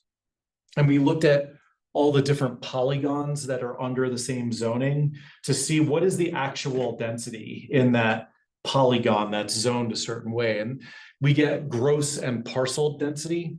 Parcel is like if you pull out the rights of way and everything, but you can see that in this analysis, it actually shows that we're well under the limits when you look at it through the lens, even with the parcel, even with the net, it's well below that 6 dwelling units per acre in a lot of these low density areas. So it does show some pathways to getting additional housing in these areas. Beyond just the numbers though, we do have to follow the comp plan. So the comp plan has density limitations, 2 dwelling units per acre, 2 to 6 dwelling units per acre, but it also has descriptions of the zones, like the characteristics, or there's also the policies. So we do have to, make changes that are still consistent with the Boulder Valley Comprehensive Plan. So that this phase of the project is still under this particular plan. So the suggestions that we've been looking at are still under these limitations. Mixed density residential applies to the RMX1 zone, which I'll get to, but that allows 6 to 20 dwelling units per acre. And I'll talk more about that. But so RMX1. So for instance, RMX1 is actually the zone that we're looking at when you look out the window. It's also like Whittier. It's also parts of Goss Grove. It's also parts of Uni Hill. It's an interesting area of the city. I would say a sensitive area of the city when you read the comp plan, but it was basically built as a single family, neighborhood around the turn of the last century.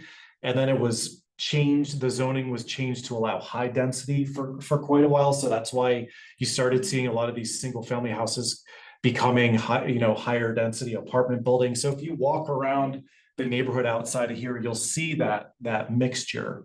You have single family houses among apartment buildings. And then in the 1990s, there were concerns about the congestion, the parking, the intensity of the zone, and it was changed back to a low density. So the RMX1 zone actually has a density that's not that different from RL1. It's really a single family type zoning now that it has apartments. So a lot of these apartments that you see are non-conforming or grandfathered. So to make changes to them, you often have to do a use review, things like that. So we've been asked by council to look at this zone again because it does allow up to 20 dwelling units per acre per the current plan, that maybe there's some flexibility in that area. But obviously taking into account the descriptors of what the concerns are about, keeping the same scale, keeping the same, massing and things like that. So council's basically asked us to look at applying the FAR, but allowing more units. Actually applying single family FAR and setbacks, which do not now apply to multifamily, and applying them to multifamily, but allowing more units to keep that character. So the purple here shows you the analysis of the RMX area. You can see that the gross and net density are actually very much in line with what the comp plan says. What we suggested to council is we could take the 6,000 square feet of lot area per dwelling unit and change that to 3,000, get more into a medium density range. I think that's still on the table. There was some mixed feedback from council, but there was of interest of going further. Change it to 2,500 or 1,500 to get more units. So we're still analyzing this to see if that would still be consistent with the current comp plan. So it's on the table, and we're looking at that. So I guess I'll stop here, see what the thoughts are. I have a question. Go ahead. When you said that in the 1990s they readjusted that, did that mean they changed the definition of RMX1, or they just changed the rules in each neighborhood that were under? This was focused on RMX1. Okay, so if you were to add, and you're saying in the suggestion to add more of this, right, or to, We'll be alter- allowing more units, but applying the FAR and setbacks and bulk restricting requirements to the multifamily. So it wouldn't mean that you'd be getting a bunch of these bigger apartment buildings. You might, I think the point is to like maybe try to get more like conversions, because there's a lot of historic housing stock in those areas. So like instead of someone having a single family house, maybe they can move some walls around on the inside and get a triplex. That's the kind of thing we're trying to work towards here. I think like I lived in Goffs Grove when I was in school, and I think like neighborhoods like that, including this one, are pretty unique to Boulder. Like it's this kind of quasi-urban neighborhood where it's like you can walk your dog at night and it's chill, but also there's dense housing. I don't know. I think that's cool. I like that Boulder. And if we increase, it sounds like what you're promoting is not really any new building, but allowing people to like bifurcate current homes. And I've seen some apartments on the market that are like in a house and it's like 3 separate units, but is there no political will to allow for construction of more of those denser housing types in RMX1? I think there is political will. I think we're trying to keep the character, and we're trying to avoid some of the concerns that came out of the 1990s was that there were a number of historic homes that were demolished and replaced. Obviously, walking around Goss Grove, you can see that there's like a lot of old buildings and then some not so great looking 1970s apartments. So I think the zoning was in reaction to that. So I think us approaching this through the lens of FAR and setbacks at a lower scale is trying to avoid incentivizing tearing down these older homes, older buildings. I love the concept of approaching this in a way where essentially we're not changing the overall allowance, we're just changing the unit allowance within it. And those are in areas that are already established. When we're talking about a conversion, then we have less of a concern regarding infrastructure. There could be some with parking. There's a lot of ways to deal with parking. We're all trying to, kind of stem the course of parking and realize, maybe, less parking could be better in some ways, right?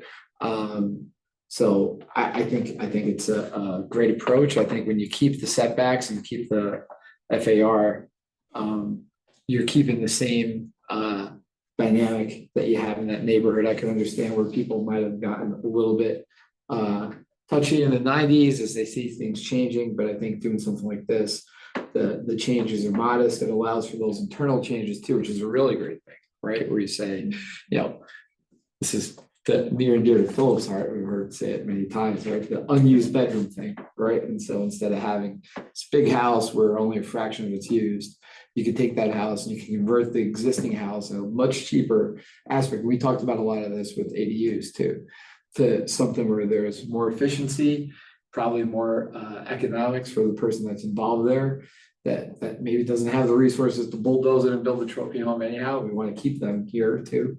So I think it's a great approach, and I wholly support it as is. I wouldn't try to stuff too many things down the neighborhood's throat all at once. And I think this is a nice gradual step in the right direction. I think there's some really good thinking that's gone into this.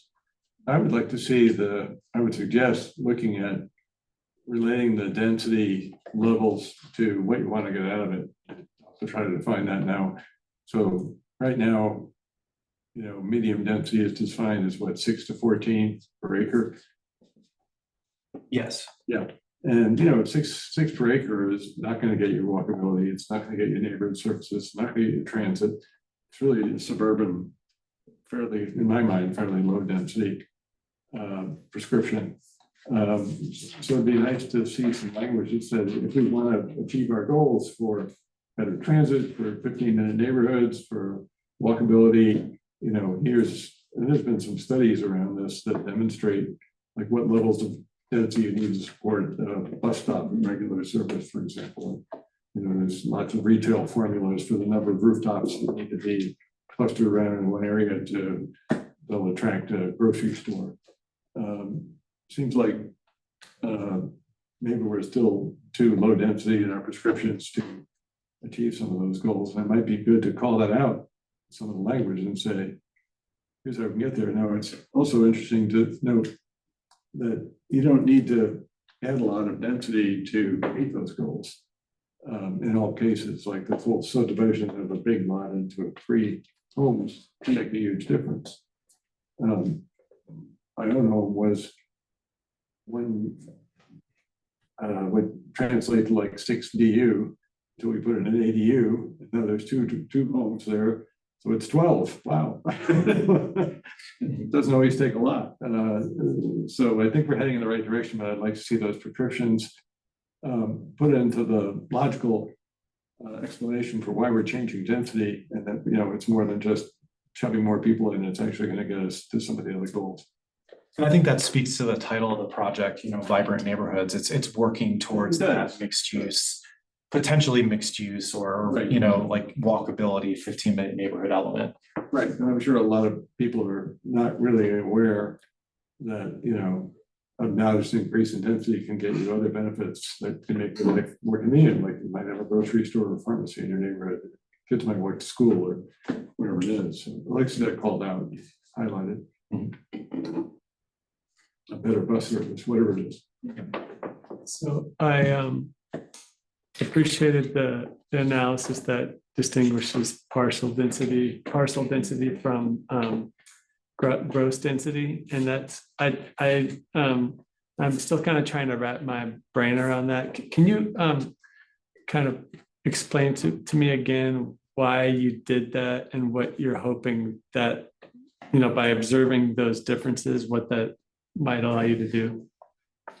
Well, I mean, I think it grew out of the fact that, you know, there are some council members that are pretty familiar with the comp plan and the language in there that talks about averaging, and that perhaps, you know, it's been done on a very conservative level for a long time. So like the per parcel density calculation is like the most conservative way you can do it, because that way you never have one area of a particular zone that's like more than the. Yeah, and I think, you know, honestly, like from my perspective, I was kind of surprised at what the analysis showed, because I think we do have a lot of single family lots that are not at the minimum lot size. So there was an assumption that maybe some areas are potentially maxed out. And the analysis showed that they're actually not. Like there's actually a bit more room. And I'll talk more about that for the low density part. Quick question. So this change, looking at the changing the density calculation down to 2,500 to 1,500. So would that theoretically, some of those non-conforming properties would become conforming? Theoretically, yes. That's a good selling point as well. Probably not all of them, because I think, you know, you walk down that street, there's like a lot of density in some of those buildings, you know. So that's one other thing that jumped out at me too, is it would be nice to see as part of this effort, those, you know, legal non-conforming parcels, but you know, it's kind of like the scarlet letter we carry in here. If there's some way to say, all right, well, you conform now, right? There's a lot of ways that you can do that, so that you don't have to worry about, oh, half of the burns down, et cetera, et cetera. Yeah. It would be a nice thing to see if we're trying to really encourage, you know, a better blend and some more high density. That's a great way to do it, right? Yeah, because it did go from high density to low density, because it used to be what we called the HRX zone for a long time. So I think a lot of them would probably still stay non-conforming, but I think some would definitely fall out of that. And just be able to let them redo their stairway or something without going through a process. Yeah.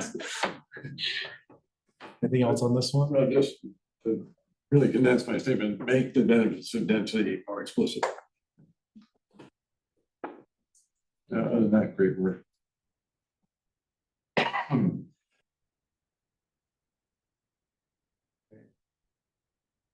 RM1 is, this is a zoning map that shows RMX related to RM1. It's a medium density zone. It's in that kind of salmon color. They're typically found around the more, I would say, suburban shopping centers of the city. They're open space based. So we did an analysis of that too, at the request of council. We just did kind of a high level kind of hypothetical, like what if we changed it to instead of 3,000 square feet of open space per unit, if we made it 2,000 square feet of lot area per unit, you know, what does that get us? What we found is that a pretty high percentage of these zones are actually condominiumized already. So the chance of them redeveloping is probably pretty low given all the ownership structures. So based on that, there might be some ability to adjust the density in the areas that are not condominiumized and get more units there and still balance out and meet the current comp plan. So we've been looking at 2,000 square feet of open space per dwelling unit or 2,000 square feet of lot area per dwelling unit. So we suggested those. I think we're kind of leaning more towards the open space still, just because it is a zone that's similar to RL2. If you know RL2, it's based on open space per unit and it has specific setbacks, kind of like the DNA is all held together. If we were to change it to lot area, we'd have to change a bunch of other setbacks. So I think we're kind of leaning towards open space, but there was general support from council. I think there were some that were concerned about doing this. Some were concerned about lowering open space. But I would say most of the council members were on board with this. So we're still analyzing those areas as well. Can you please go back to the map again? Like, what are some of those salmon ones like? So I live in one of these. So what are they? Like, Where I live, it's like, it's all condos. There are these big condos, but then there is a bunch of like green space outside of it. And you can't really build anything there. It's like sort of necessary to support the big condo. You got a bunch of people living in one space and then they need some grass to go in across from it. So like I look where I am is you can see where the diagonal goes off to the right. I believe that's Iris, the horizontal. So like Willow Springs area, like Winding Trail, I don't know. Oh, yeah. or like the Kings Ridge area. Sure about Kings Ridge. But basically like north of the North Boulder Safeway, it's a bunch of big condo complexes surrounded by. okay. Yeah, a lot of it was developed in the 70s. That's like when they came up with the open space regulations. Yeah, Thank you. it doesn't seem like it's that common in Boulder, that space. Right, I think I wrote down, it's a pretty small percentage of the land area.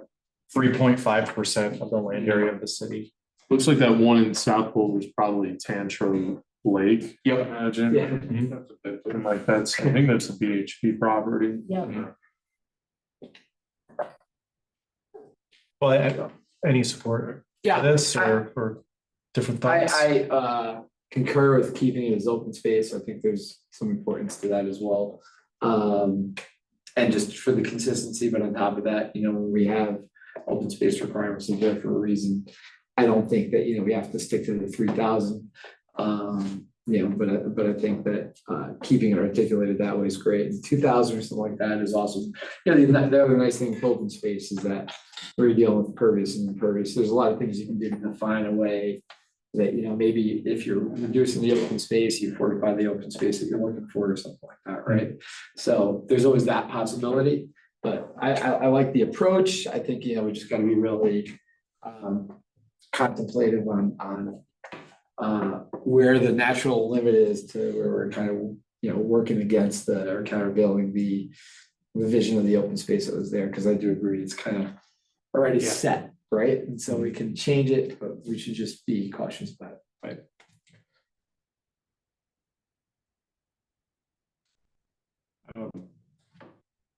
I almost wish there were an urban design component to this. Some of these relatively high density 1970s projects you go by.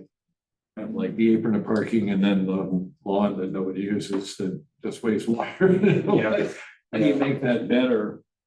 So you actually got a usable open space, which also could play into the issue of all the people with families want to live there because it's actually got a courtyard or something that people would like to use as opposed to, I needed to provide some open space, so, you know, there it is, it's a tree lawn with next to a tennis court or something like that, but like, how can we get a better quality out of that description? I mean, we typically try to get that quality through the site review process, Right. but there's been a push of trying to get these projects out of site review because that's a barrier. So it's a balancing. Right, well, I guess, you know, that's why I Change just the definition, put right? the open space Band-Aid on it and call it good, like stuff, and still be made into useful open space. I lived in Willow Springs when I first moved here. I loved it.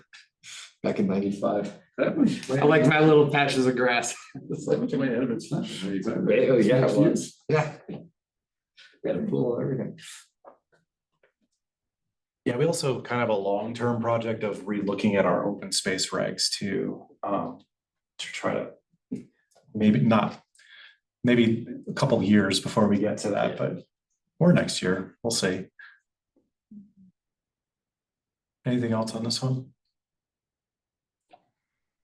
All right, so this is probably the biggest one. This is like where we're looking at the RRRL zones, the low density zones. So again, RR is less than 2 dwelling units per acre and RL1 is 2 to 6 dwelling units per acre. So we did this analysis of all the different polygons. Again, you can see the gross and parcel existing comes to be quite a bit less than the maximum throughout the city. You can see in the yellow and the kind of the beige. And then we come to the comp plan and what the descriptions are for each of those areas. We do have to honor that. So that's a big part of what staff's analysis was to council. We do allow duplexes and triplexes in these areas, but the comp plan does say that it's a predominantly single-family detached character. So that's kind of something that we have to bear in mind here. So we did a pretty in-depth analysis of this. We looked at 4 different scenarios. If we change the lot area per dwelling unit from the 7,000 per unit to what if we did 5,000? What if we did 4,000? What if we did 3,500? What if we did 3,000? So numerically, you could still fit within those land use designation, caps. It's more just the descriptor of predominantly single family. So the highlighted cells are the ones that we thought were consistent with the comp plan, and that it would allow roughly a 30 to 40% increase potentially for like say duplexes in these areas. So you would keep it predominantly single family. We're not going to see duplexes just pop up overnight. So it would be predominantly single family for a very long time and be very gradual. So that's what we presented to council. They were generally on board with allowing that potential increase. You can see in the RL1, that's a fairly sizable number of lots that would become eligible. It's like over 4,000. So the interest of council was really to focus that increase along transit corridors rather than potentially allowing them all over the zone. That might be something that could happen as part of the BVCP update potentially, but they wanted the focus to be on transit corridors. So that's something that we're analyzing right now. We have our mapping folks looking at what if you allowed that amount of duplexes along all the bus routes in the city, how much of the zones would then be impacted? So we don't have that answer yet. It's going on right now. How is defined that corridor? How, right? Well, right now it's like we're just using Right along the route, or is it like 5 blocks off the route? Well, that's what we're trying to find out, because if we spread that, say that 4,000 across the entire zone, across corridors, it could be 500 feet from a corridor, or it could be like 2 lots width. We don't know yet. Right. So I kind of in that neighborhood, like if you think of the demographic, let's say you take a house in South Boulder and make it into 2 houses, it's still going to be very expensive to live there. And, you know, you're taking maybe a house that's right now gonna sell for 1.2 million and you're gonna turn into two $900,000 houses or whatever. This came up at council, so I mean, it was kind of like. The way I think about it is whoever's gonna live there is gonna own a car, like that type of demographic who can afford to live there. So if it's only along transit corridors, there's not really good parking like along the transit corridor. And these people are gonna want cars, so I don't know if just limiting to transit corridor is a good idea. Yeah, I'll throw in my full of Harriet here and say, I'd love to see it ever. I actually was riding one of those areas in North Boulder, I was riding through there, and there's a new remodel, and the house looks like a castle. Right, and it's like, you know, and it's maxed out. I mean, it's maxed out. You can just tell. I didn't even have to check for the survey stakes, but you know, it's right up to setbacks, whatever. And to me, it's almost like whatever we could do to encourage less of that. Because like I said, the reality is once that's there for time immemorial, right? For better or worse. And if we take our time, eventually that might change, and it gives. You know, the difference between 1.2 and 9, I mean, that's kind of like some of our this and middle buy down program, right? And the other part of it is, that's why I keep saying, if there's some sort of proportional, and I won't say tax, because I'm not supposed to say the word tax, but some sort of proportional accounting for when people are maxing out their lot with single family too. So if you did both of those at the same time, so that we're saying we're discouraging that, because I think we do need to discourage it, right? And I think that I've seen a lot of communities, be it cities like New York City, Seattle, where they have done things to discourage that. It has very positive results. Well, I think that's a good point, like maxing out a lot for a single house versus maybe maxing out a lot for two houses. I think the latter should be favored. So when you look at like these comparisons of how many houses are allowed per acre, and then, you know, like the square footage land use, maybe we should be factoring that in, like how many smaller homes can use up more of a lot than a bigger home can. Right. That's a gorgeous duplex right in the left there, right? That's a gorgeous duplex. And you know, it's not a castle. It was a friggin' castle. So I'm just, But I don't know, I look at that and I think how much, like in Boulder, if you were to build that in North Boulder, how much would each unit sell in that duplex? a lot. Probably $1 million, but do people don't want to spend $1 million on a shared wall in a duplex? Oh, they do. Do they? They do. There are townhomes going up in Boulder for 2 to 3 million. I think I feel like, I don't know, the consumers have a different, at least my philosophy is like, if I'm living in row houses with like 10 people, that's cool. I'm a little iffy about just moving into a duplex. Who's my neighbor gonna be? It's a big deal, you know, it's sort of. What if we don't get along? We share a house. You know, with that, I'm like, I know I'm not gonna like someone here, but. You need to go to the Cherry Hills Village. I've done duplex projects in Sloan's Lake and Highlands, all over mountain communities. And, I mean, it's insane how people are like, oh, we don't care. And a lot of times they end up being, you know, they're bought pre-built. And people are like, I mean, the ones in the Highlands, it's just like, we're gonna take this little house, we're gonna make it really tall and skinny, you know, and your fourth floor is about the size of this table. But I just think anything that changes, what I've seen is like the trend, you know, post-COVID, but even before that, like the tech trend, right? Of I come in, those, you know, little cute little craftsman that's been here. I build a monstrosity, and then my neighbor does, because the cumulative effects of that can be really detrimental and lasting over time. You know, it changes around even just kind of esoterically the message of a community, right? And so anything we can do to say, hey, we're going to discourage it. We can't stop you, but we can discourage you, and we can kind of even the playing field a little. I'm 100% behind. So have at it with this. So there's other ways of looking at that. We did hear a presentation from Michelle Allen about this a year ago. Like, what do you do about really big houses to either discourage them or at least get some community benefit out of them if they're going to be built anyway? What we can do is charge them a lot of Well, that's the same thing. That's what I'm saying, right? Right. If you charge them, that's It's the story. by, but if you want to build more than 2,000 square feet, you pay a lot for Right. every square foot. And that money goes to affordable housing someplace. And then else. if you give them the options on this, on the other hand, now they start doing the math, because every developer, it's just a question of what pencils. Right. Right? And what's gonna be easier in terms of the approval process. Right now, it's super easy to redo a home and max out a home on a single family lot. Super easy and super inexpensive compared to a lot of things, because they don't have to pay, you know, a lot of the things like there's no linkage fees, there's no inclusionary zoning, et cetera, right? So might as well. I think there is a limit fee, but it's capped, isn't that right? Okay. Residential. Residential, right?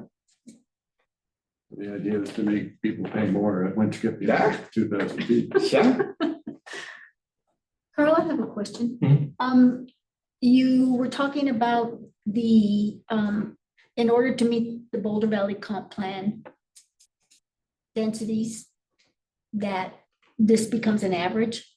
We reduce the square footage for minimum house in the zones, and then we average them. What zone is this average? Is it averaged over all the RLs, or are there more discrete areas? Or how's That's that? something we're looking at now as well, whether it's just an average across the entire zone as it exists, or whether it's in individualized polygons. We're looking at that as well. Because we had that, right, the radius, the maximum amount of ADUs in a radius, and that created a lot of stress. Yeah, I mean, And the competition, outcome, let me get mine in before the next, so. the outcome of the polygons could result in a lot of Right. complexity, so we're aware of that. It's to do for the whole city, and Yeah, I mean, it seems that that's an unintended consequence that we don't want to fall into again. yeah. Same with the transit designation. So if you're close to transit, like, you have to draw a line somewhere. Right. You're saying this person can walk to transit, but the person across the street can't. Yeah, be a lot of homers going, I am too far from transit. I have 72 feet. So, Any other thoughts on this one? The next one is kind of linked. Based on the concerns that if we allow more units in these lower density areas, there's the potential for like properties being bought up by investment companies. One of the suggestions was putting some sort of owner occupancy restriction on a lot if it adds a unit. And this is something that we do now with accessory dwelling units, except the state law is actually impacting that. We're gonna have to change the code to only require it at time of permit, but not after. So we're trying to reconcile that. We did not recommend the owner occupancy requirement just because number one, it's a huge administrative burden to monitor owner occupancy across so many lots across the city. Obviously, if you did it, it could help, mitigate some of the concerns that might come from investment companies coming in, or the concerns that revolve around rentals with, maintenance or parking impacts, things like that. But our concern is that it wouldn't really align with what council's been asking us to do in removing zoning barriers. It could actually deter the creation of units if people have an owner occupancy requirement. It might be easier for them just to subdivide their lot and create a new single family lot and sell it off. So we didn't recommend this one. The council didn't agree with that and said to continue exploring this option. So curious to hear what. What's wrong with outside investors coming and buying up a lot and subdividing it? Like, someone needs to do it. Your average homeowner just can't really finance that. I think it's more just like having local ownership of homes and how that fosters, the neighborhood character. If you have a bunch of independent companies coming in and renting out the properties, there's concerns that come from that. Is there large demand in Boulder for like renting? Like, a house, I feel like most rentals and Yes. I don't know the numbers, but the demand is such that you can rent your house for a load of money. Like cell boulders. I rent a $8,000 to $12,000 a month for a single family home. and there's a big market for people who want to rent a house. Like probably people who are here for a year or 2 years. The other thing that happens, and especially in Newlands in our neighborhood, Michael, is investors buy the lot, buy the small house, erase it, put a big house up, never live in it, never rent it, never do anything with it. Yeah. So it sits there as an investment. And the community gets no benefit, right? We don't have neighbors, we don't have, people able to come and go and rent it and whatnot. It's like dead space. And we have, if we look at the map of Newlands, we see how many of those, there's a lot. And what's the That's the idea? detriment. What's the idea on owner occupancy? You're saying it's too burdensome to monitor. But why is that so burdensome to monitor? Well, just that there'd have to be a record of owner occupancy and proof legally shown to add the unit, but then there'd have to be an ongoing monitoring program to make sure that someone doesn't just do it and then sell it after. I mean, here's a thought. What if we tax it at a different rate? So the property taxes, if you're the owner occupant, are less expensive than if you're the owner landlord. Owner landlord has to pay higher taxes. That discourages investors from buying it. Or maybe investor comes in, they tear it down, put in 4 houses, and then they sell it because they don't want to keep paying the taxes. They want to flip the profit. And then you have 4 occupants. And when it comes tax season, you declare under the penalty of perjury. I mean, like our whole tax system is basically an honor system that I live here and you avail yourself to the lower tax rate. And if you lie, then you're committing tax fraud. So I like that approach. I think it's really hard to do that with ad valorem taxes, but I think on the flip side, building fees, permit fees, rental fees, everything else like that, there is a distinction that you can make in class on that basis a lot more jointly than we could on some other taxes. But I like that approach, right? Rather than, my other concern with owner occupancy is, of course, does that somehow then suppress rentals, which is kind of one of the things we're trying to do here too. But I agree with staff's concerns and position on this, but I think that there's I think this is a real panacea of potential in terms of saying, there are a lot of things that you can do here. Just like we were talking about, but there's plenty of others where you can say, here's how I can flexibly kind of change around the playing field a little bit so that, we're trying to get the result that we want, can kind of tinker with it. I got a project right now. So we have 50-foot setbacks everywhere and all these little stupid lot lines that should have never been there in the first place. So 50-foot setbacks, stupid lot lines, it's 100 feet. That's a lot of homes when you're building locals housing.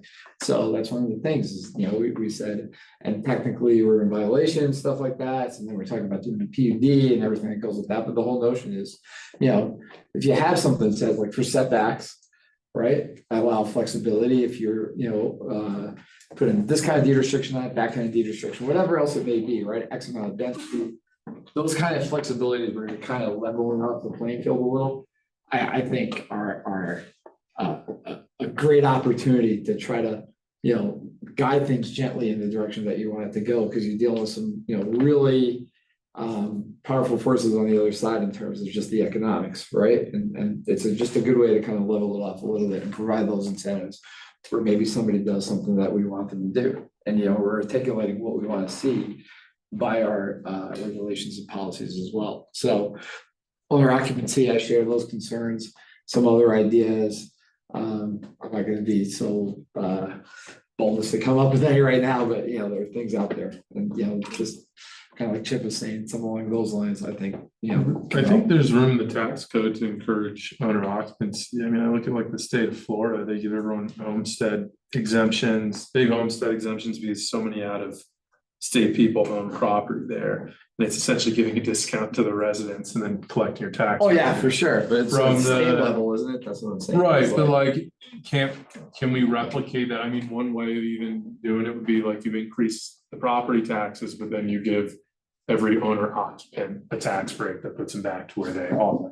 And that, you know, like, I think I'm not a tax expert. I know in America, we dictate policy through how we tax. I think one of the things that I've been noticing is people coming and then buying a place in Boulder, which is like their second home, their third home, their fourth home. So it might be owner occupied, but like you mentioned, they may only occupy it like a couple weeks out of the year. And so you're diminishing the vibrancy of the neighborhood because you don't have occupancy. You have, Well, and you I have think that's the ownership, but you don't homestead. have the occupancy. That's like the homestead concept, which is when you, I mean, I don't pay property taxes, I'm a tenant, but when you pay your taxes, don't you have to say, this is my home address for paying my taxes? Does it match up with the property that you're paying taxes on? If so, you pay less than if, you know, my address is yada, yada, California. I'm paying the city of Boulder taxes for my property in Boulder, Colorado. Maybe that triggers a different tax rate. I Is don't that know the answer, discriminatory? 'cause I don't This know is something what that the the city, they need to engage like a tax lawyer on. So this issue has come up at the city, so council has asked about the second home issue. Yeah. We have explored it with our city attorney's office, and the basic message is you can't treat them differently in terms of taxation.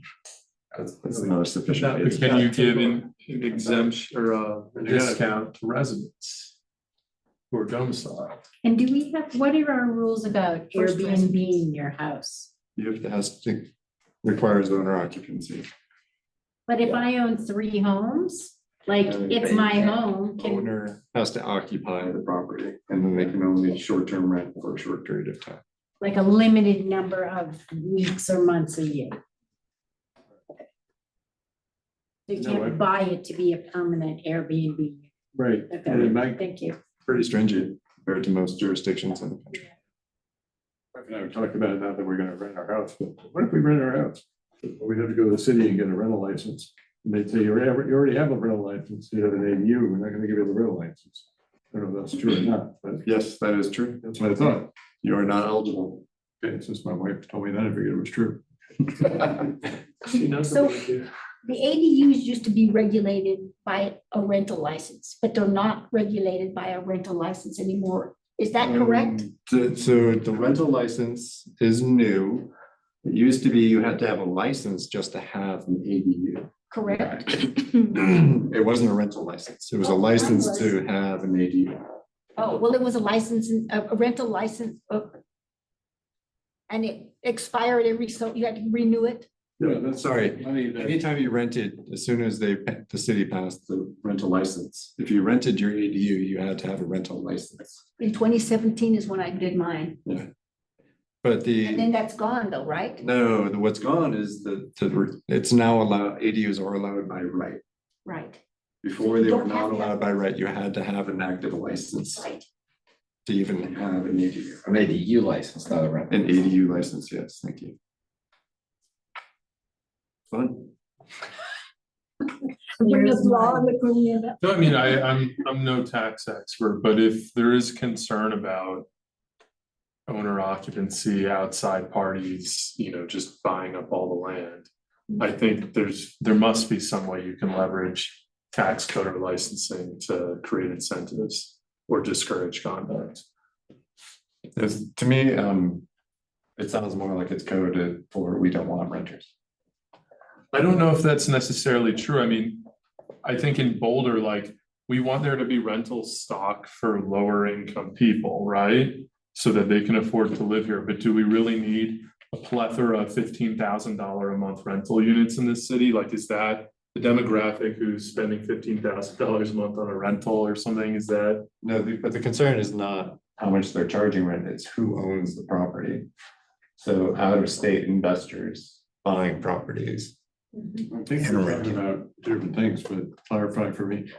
One is, okay, so out of state investors buying properties, scraping them and putting up a large structure. In most cases, those folks are gonna buy something to sell and look at their profit margin of 20%. Whatever it is. We're talking about potential investors to buy single family homes convert them to higher density under the current rules, create 3 luxury units, and, you know, we don't get that much out of it because there's no affordability. Is that kind of where we're going with this? Yeah, I mean, what I see with this zone here is this is low residential.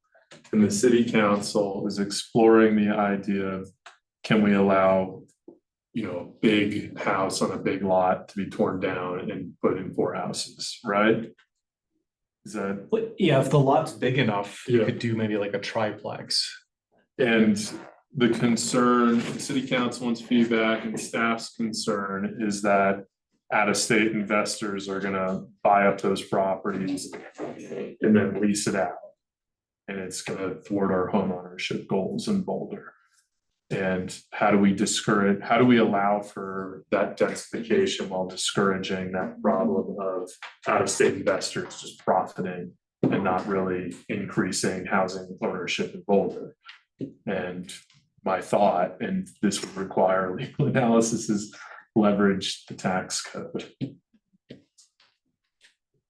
Most taxes come from Or license, bills from the county, not even from the city, but I think just fees. So if you said, you know, you're gonna be an owner occupant and you sign an affidavit, you intend to be an owner occupant for X amount of years, here's your building permit fees. If you're an outside developer doing this with no representation of occupancy, here's your building permit fees, here's your inspection fees, here's Or- your tap fees. or, you know, you wanna lease out your condo for $1,600 a month, your annual landlord license is $75. Right. If you wanna lease out a house that you just built out of a single house that you built into 3, and you wanna lease all 3 of them, and it's gonna be $12,000 a month in rent, you gotta pay more than $75 for your rental license. But fees are always easier. Since it's a fee and not a tax, you could do it, right? And like, I don't think those tenants, the ones who are paying, $12,000 a month in rent, are really the ones that we're super concerned about, are we as a community? I don't know who those people are. So I want to change the paradigm a little bit, and maybe it's not related to what you do. And please but- do, I welcome it. But like, in theory, like our housing could be a bell curve, right? With like mostly middle income with smaller amounts of affordable and smaller amounts of wealthy, and that is clearly not Boulder. Like, I think Boulder's more like a flagpole, right? Like essentially very little middle income. We're moving towards what, 12 or 15% deeply affordable, and then you have the entire flag of like very wealthy, expensive homes.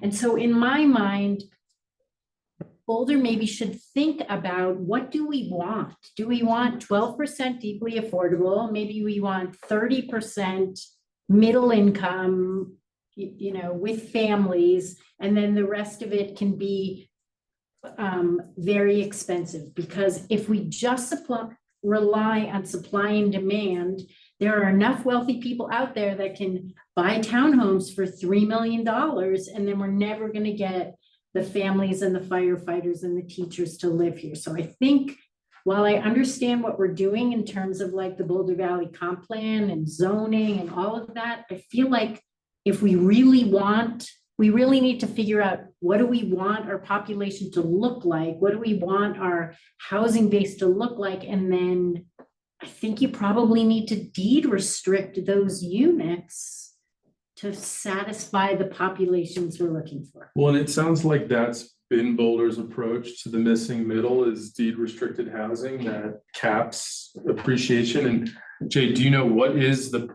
percentage of permanently affordable housing? How much can it appreciate in value each year? It varies. It's anywhere between 1% and 3.5%, but it's based on CPI, Consumer Price Index. Yeah, I mean, I don't know, like, is that something in terms of like, is that something most people want to buy into, is the equity in your home is capped at 1% to 3%? Like, you do the math, if you're how much is a mortgage right now? You probably know this, your residential mortgage. 7 to 8. Yeah, But let's like, put it this is way, I that don't- like, does that make financial sense? Like, why not throw my money at the stock market and keep renting? Well, so let's say You know? you're a teacher or a firefighter or a nurse, and you want to live in Boulder and you want to send your kids to Boulder Valley schools. You may say, I will forego appreciation for the right and ability to live in Boulder, and I will generate wealth through a different mechanism, but at least I get to live here versus commuting or, And some of your and some, not mortgage everybody payment will. goes to equity as opposed to your landlord. Right, and not everybody will choose to do that, but you don't need everybody to choose to do But that. that, so, you know, I think we need to be careful of presuming that one thing begets the other, right? So in other words, so just because we have this doesn't mean we can't do things to try to orient towards local employees, right? So I'll give you a good example too. So let's say there's one of these lots and the fire department of the school district, they get their hands on it and they like to build a fiveplex for their long-term administrative staff or whatever, right? Principals, whatever it may be. This allows them the opportunity to do that. whereas Wait, have now you they ever can't. seen the fire department build Yeah. houses?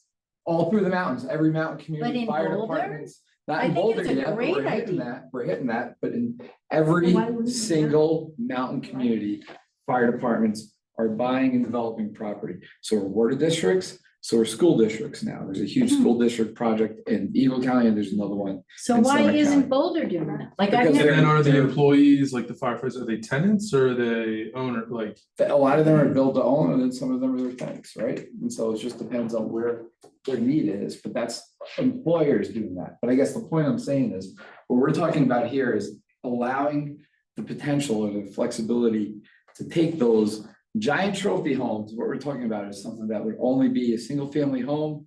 It could be a tiny one waiting to get mowed down, or it could be a giant one that's built. Plot of land. And leaving the possibility of converting that into something where, yeah, it might not be cheap, but it's also kind of creating just between the law of supply and demand and the different type of product, something that is available to a wider sect, which might even include, you know, maybe a upper part of the missing middle or whatever it is, but it's just one solution because there's not one solution to everything.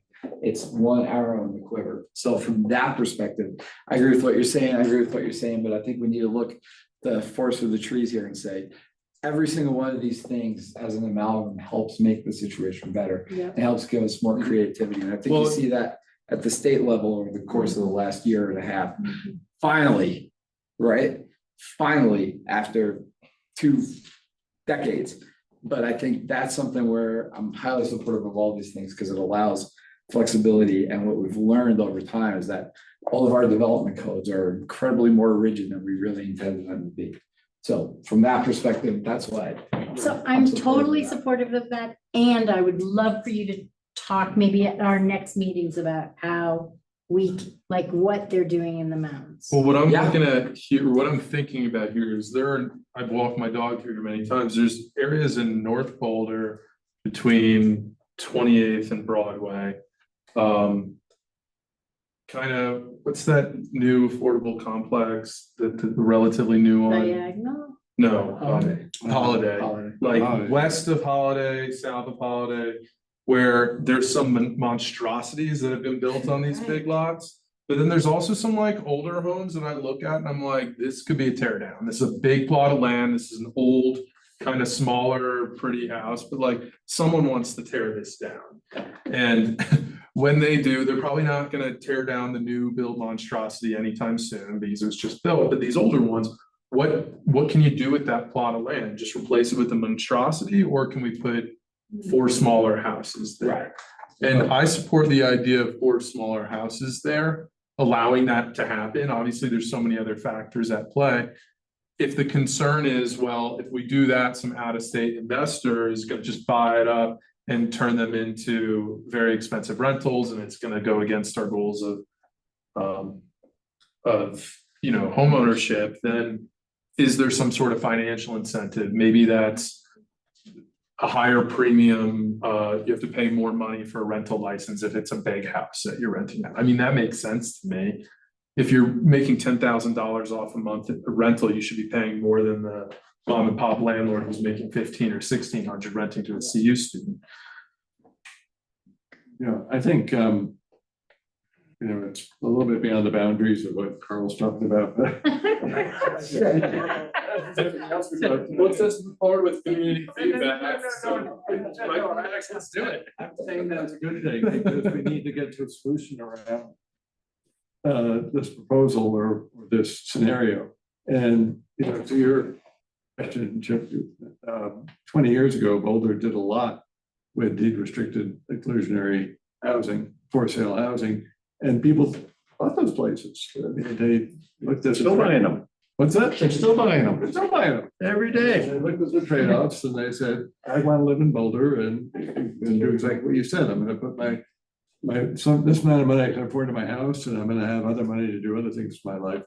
And I think the combination of some kind of a density prescription with a requirement of 25% affordability through deed restricted housing could create a lot of opportunities for that missing middle. And I'm not shooting down deed restricted housing, but like just densification is one way that we can also have more affordable free market housing, is it not? I think No, don't supply it and is, because of demand the- isn't gonna necessarily reduce the cost of housing in Boulder. I don't believe that you could build enough to make it ever be really affordable. If you walk your dog in West Pearl or my neighborhood around Belfast Roadway, you'll see. Sedans out the door and all the way Yeah. down the hallway Yeah. around It's the a block. very expensive townhome through the park, $4 million with no affordability built in whatsoever. I think we might want to come back to Carl's, But it's. Carl, we vote yes.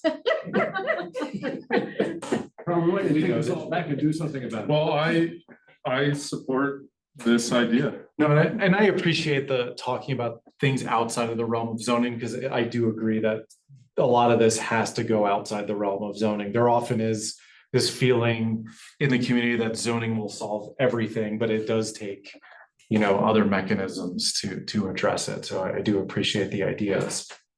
And we'll keep talking about it and try to figure it I out. mean, none of these things exist in a vacuum, but I think we gotta keep moving to make our adjournment time.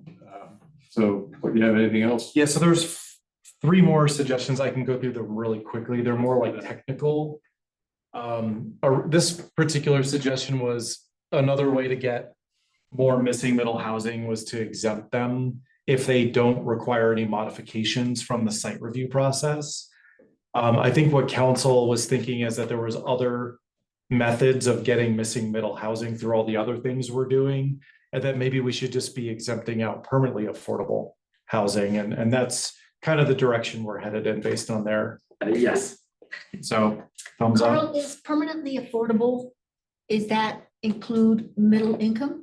Or is that, are we talking about? If it's deed low income? restricted, it It was. must be 100% permanently affordable, so can't just have a small portion of it. But is affordable, the range of affordability, does it capture the middle income?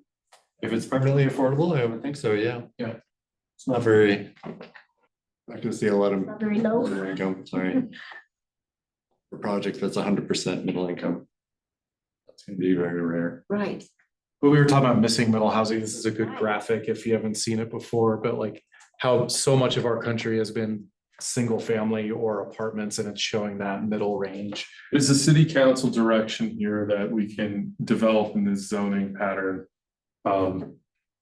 Denser housing only if it's deed restricted, permanently affordable.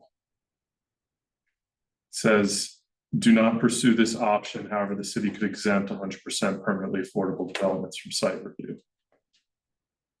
Well, we were originally suggesting just missing middle housing, so just housing types would get you out of the site review process. So that's why we said do not pursue this option. So that's why the discussion kind of moved towards deed restricted, permanently affordable to exempt from site review.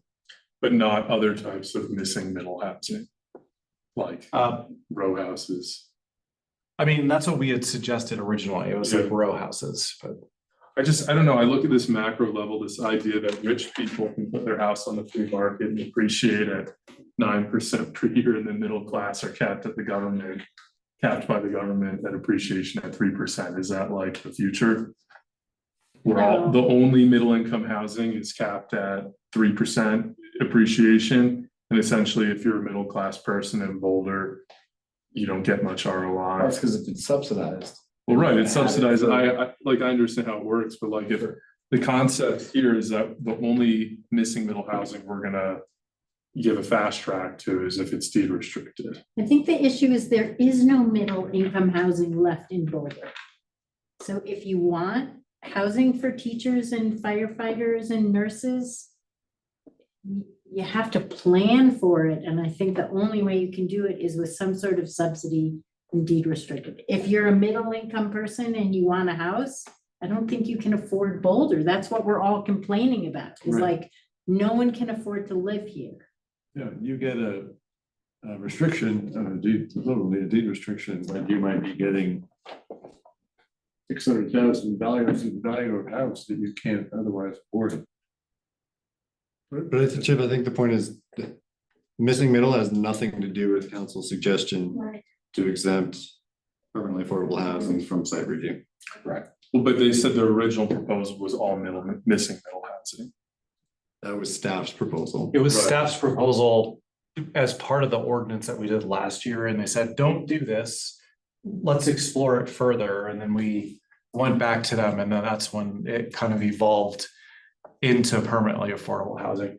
I should add, though, one part of the state bill on the transit-oriented communities is to not require discretionary review for any multifamily housing on these transit corridors if they're under 5 acres.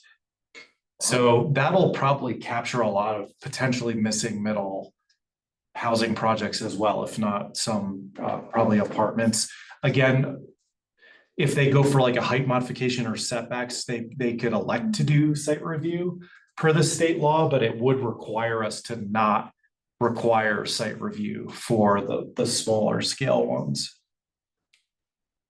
Pretty significant. Yeah.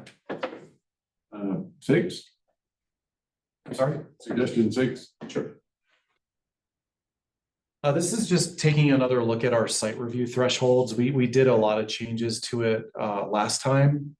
Council basically wanted us to remove any more thresholds that were based on dwelling units per acre, because if you do it based on dwelling units per acre, you're discouraging housing. So we're looking at additional zones to just make it based on floor area or make it by acreage. We'd be basically getting rid of all of the dwelling units per acre thresholds, and council agreed with those changes. And then the last one is really, we put something in the code in the last ordinance where we would encourage residential uses in industrial zones if they were mixed on a site with other industrial uses.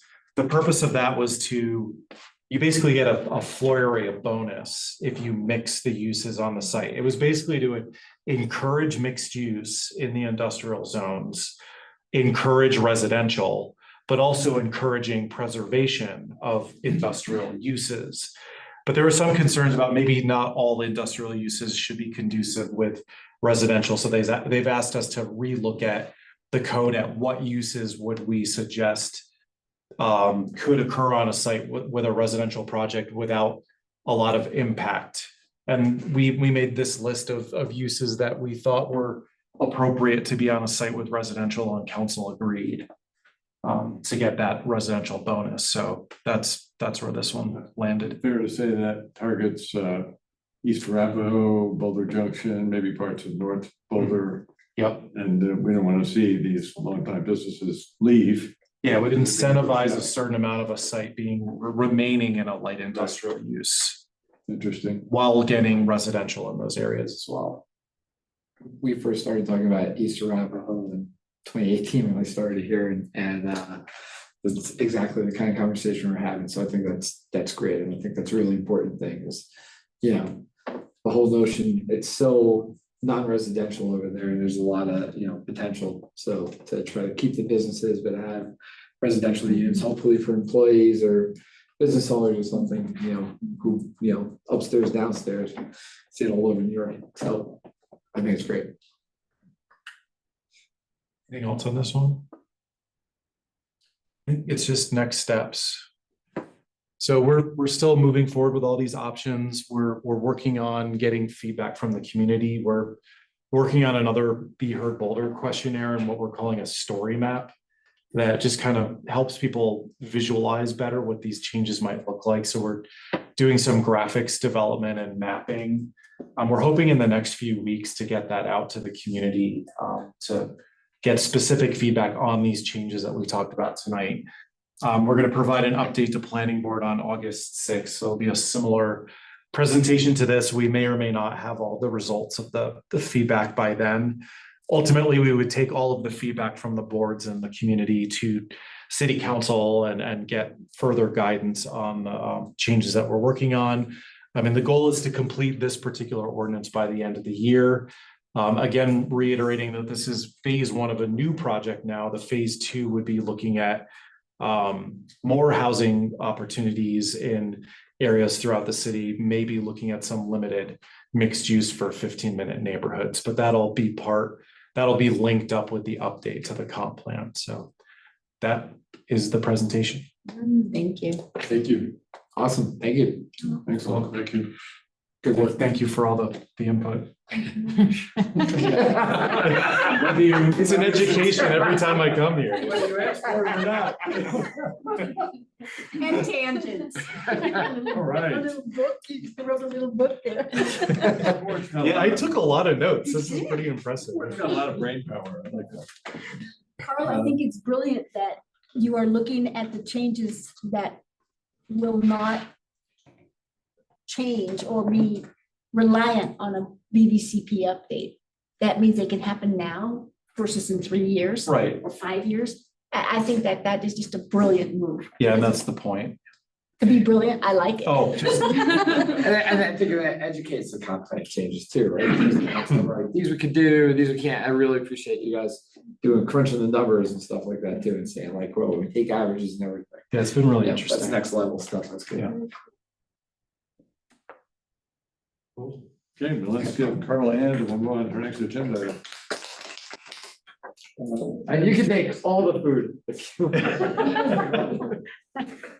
Matter from staff, item 6, Jay has an update on 1B funding. 1B is a countywide funding mechanism for affordable housing. And take it away, Jay. Sure, so hopefully everybody had the opportunity to vote on the ballot measure 1B last fall. Pretty significant, so it'll raise anywhere between 17 and I think upwards of $22 million every year. That is specifically supposed to go to affordable housing or services for homelessness services as well. So the county commissioners are the ones who get to decide exactly how the money gets spent. They had asked the Regional Housing Partnership, which is an organization. I've talked to you guys about that. Everybody familiar with the Regional Housing Partnership? So it's staff from all the jurisdictions in the county that get together. And it's also the structure where the countywide, all the jurisdictions adopted the 12% goal for permanently affordable housing. Anyway, the county commissioners get to decide. They asked the Regional Housing Partnership to come up with a recommendation on how to spend the money. And we gave them one. They didn't quite like it. So we tried to make the argument that there are existing funding channels that reduce or increase efficiency, reduce a lot of administrative burden. And it's the way we've been distributing federal funds for decades. But they don't, it's difficult for me to describe intentions of the county commissioners, but it seems pretty clear that they don't really want to give up control, because the way that we had structured it is each jurisdiction based on their population numbers would get a set percentage of the total pie every year. And then we would be able to combine that with our other sources of affordable housing like Boulder and Longmont. And we would be able to basically get more projects built, and the county get to take credit for almost every unit built in the entire county. Anyway, lots of politics behind it. It's going back and forth. I think it's become clear that the county commissioners want to set up a competitive process so that they can basically stay in control of how that money is spent. Unfortunately, it means all the jurisdictions are going to compete against each other for these funds. It's going to be less efficient, but likely Boulder will still come out ahead.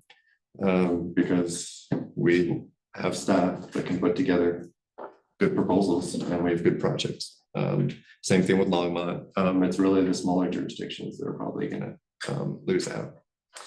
Anyway, I just want to let you know this whole dynamic is playing out. There was an article in the Boulder Reporting Lab a few days ago about this, but you probably haven't heard about it. That's why I just wanted to share. So the concern is there'll be kind of a balkanization instead of collaboration around housing, which is the exact opposite of the goals of the regional housing partnership. It's a great summary. Anything we can do about it is have, or we should know about it. Just wanted you to be aware. Could we write suggest a letter of recommendation, or is that being political? We, It's being a bit political. I wouldn't recommend it. But You said the county commissioners are opposed to just divvying it up to the various housing groups. I guess a concern, like one thing I think is if the money's supposed to go for like homelessness services, like, you know, how much money does like Superior and Lafayette, Louisville need compared to Boulder and Longmont, you know, places with more need? but if they had more services there, then they'd have like, if some of those other municipalities had a shelter and offered food and services, then I think the homeless people from their They don't want a community. shelter, I I don't know, think. I know, but then, My guts tell me they don't want. but then the homeless people that are from Louisville and Superior would get served. in so we could Louisville. spend a lot of time talking about this because so the way the proposal was to actually carve off 20% off the top for homelessness services. And there would be actually considered process that would go to existing organizations that provide services. The 80% would be focused on housing and the construction of housing. We had a really significant years back, really significant impact fee that we got adopted on a countywide basis, and it was the same. It was like everybody together in this impact, and it was like, you know, crossfire everywhere. And what they would say, fortunately, it did change back to that, right? So at first, county commissioners were like, I mean, are you talking about worthy cause? that it was all for housing. It was all, Worthy cause though, or oh yeah, right. that's, yeah. Yeah, it was all an impact fee on huge houses and stuff like that primarily, right? For housing, and it was gonna be divvied up, and then the county's like, well, we're gonna take it and we'll divvy it out as we see appropriate. They got overwhelmed and they started divvying it up again, so there's, you know, there's always no.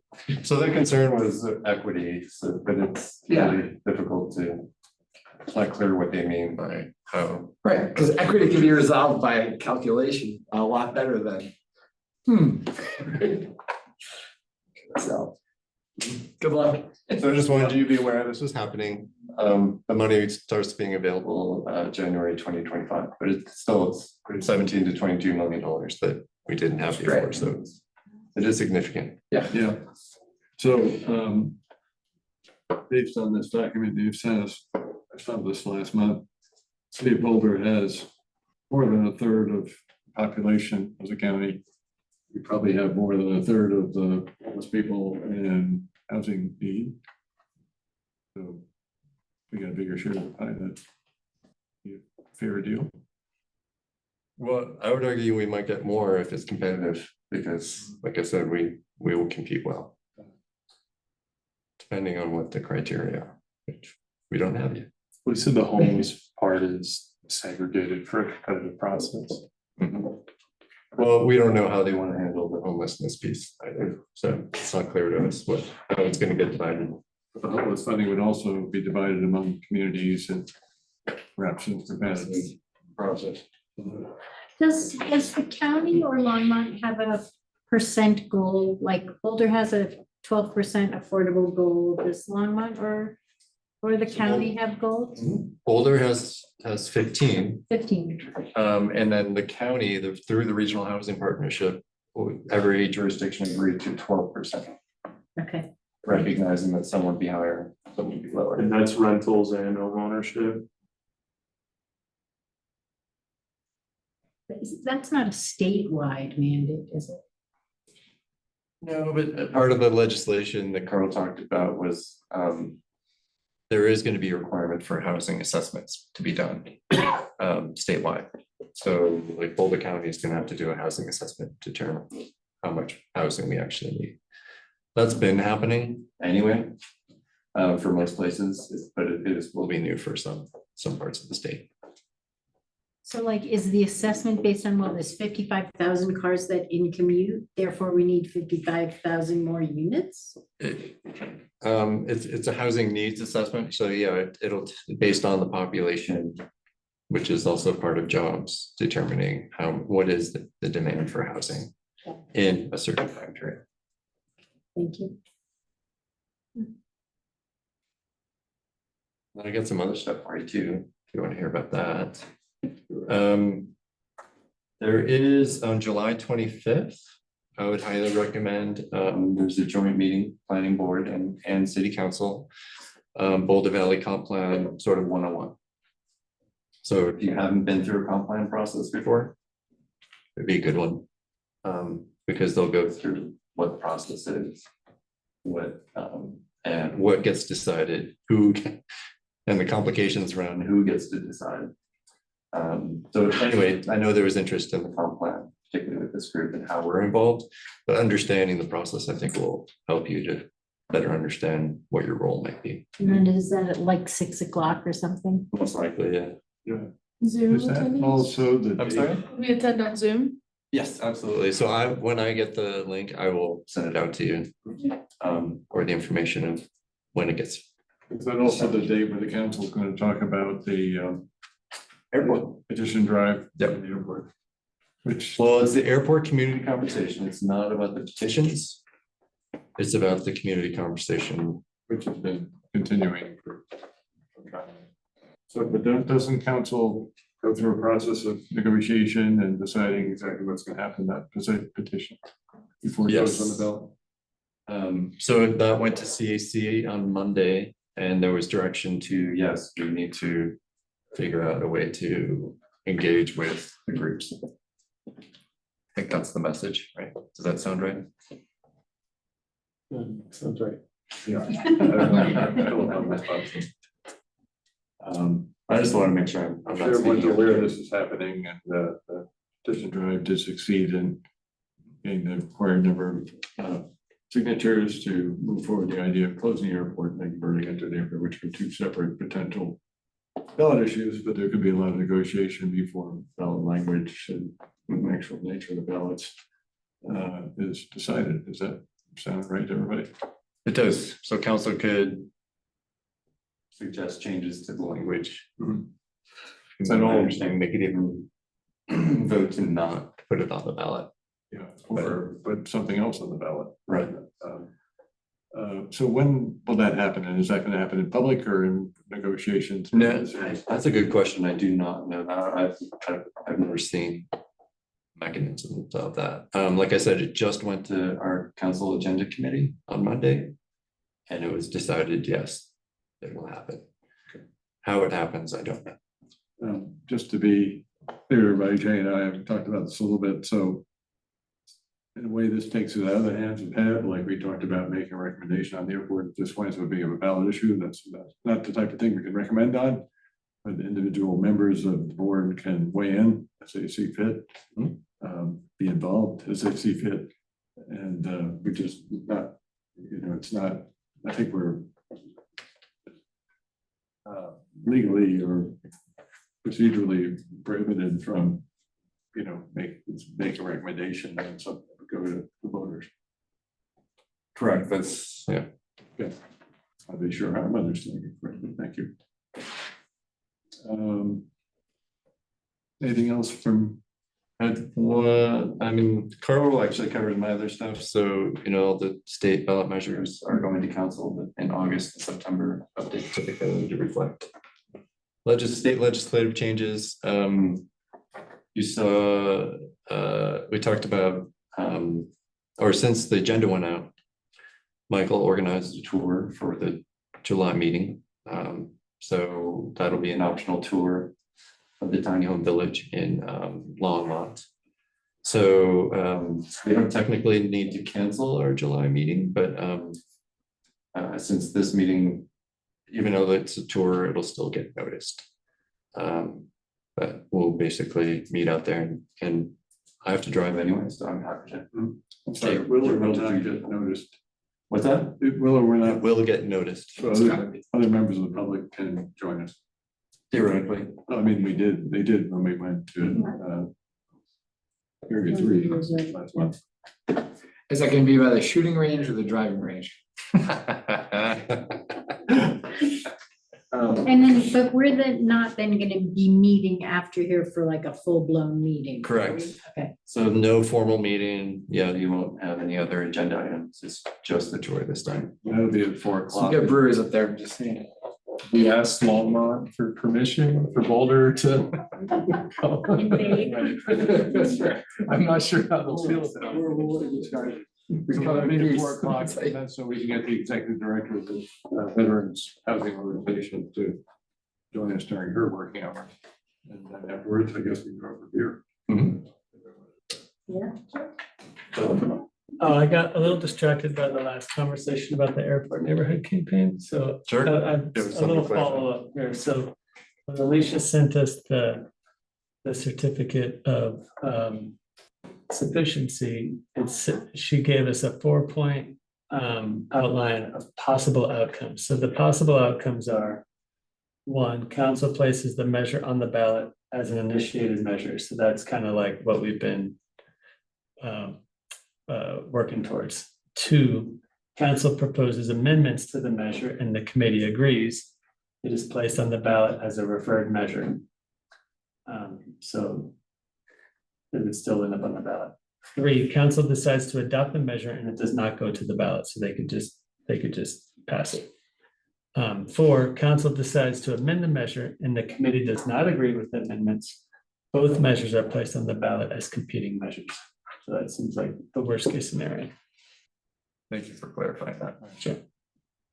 And then what was asked after that? No, we were just, everybody's wondering what's next, and that's very helpful. Thank you for volunteering that information. And we'll be keeping an eye on that. It does relate really strongly to our missing middle conversation. So keep getting updated on it. So last thing, August agenda. Is everybody gonna be here in August? I checked my doctor, I think so. Oh, maybe. Maybe. What is the August date? 4th Wednesday. Yeah. So we also need agenda items.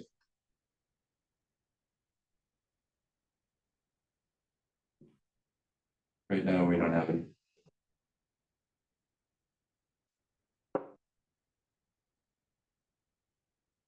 Should we get someone to talk about homelessness? I don't know who. You mentioned you know people. Well, so, let's see, we could get someone from Element who developed Bluebird to talk about permanent supportive housing development. We could get somebody from the shelter to talk about homelessness in general and how it's impacting Boulder. The chamber has 2 people who are on their staff who are focused on homelessness, and that would sort of give more of like a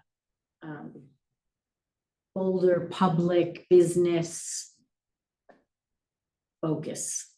So it's sort of, what do you want to know? Who do you want to hear from? I think I'd like to hear from someone in a shelter who works regularly with homeless people. So like the individuals, or like how the shelter is operating, or their plan to move people into housing? The day shelter, like, I feel like there's got to be someone in Boulder who works regularly with homeless people and has a good pulse on the problem, you know, not necessarily, like, I imagine the Chamber of Commerce would be like the perspective of business owners. And my gut tells me what that is, but I think more like the actual, like, someone who provides social services to homeless people. I actually, Can I make especially a- when we're doing it from perspectives, I wouldn't mind hearing from both the shelter and from the chamber. Okay. If we could get, yeah, diverse perspectives, always helpful. Well, I got another one to throw in there, and I really like, the Bridge House model, it's a nonprofit, and they actually build and manage traditional housing for these people. And, do job training and mental health counseling, they convert, when they can afford to buy them, they convert vacant commercial properties into basically dormitories for their clients.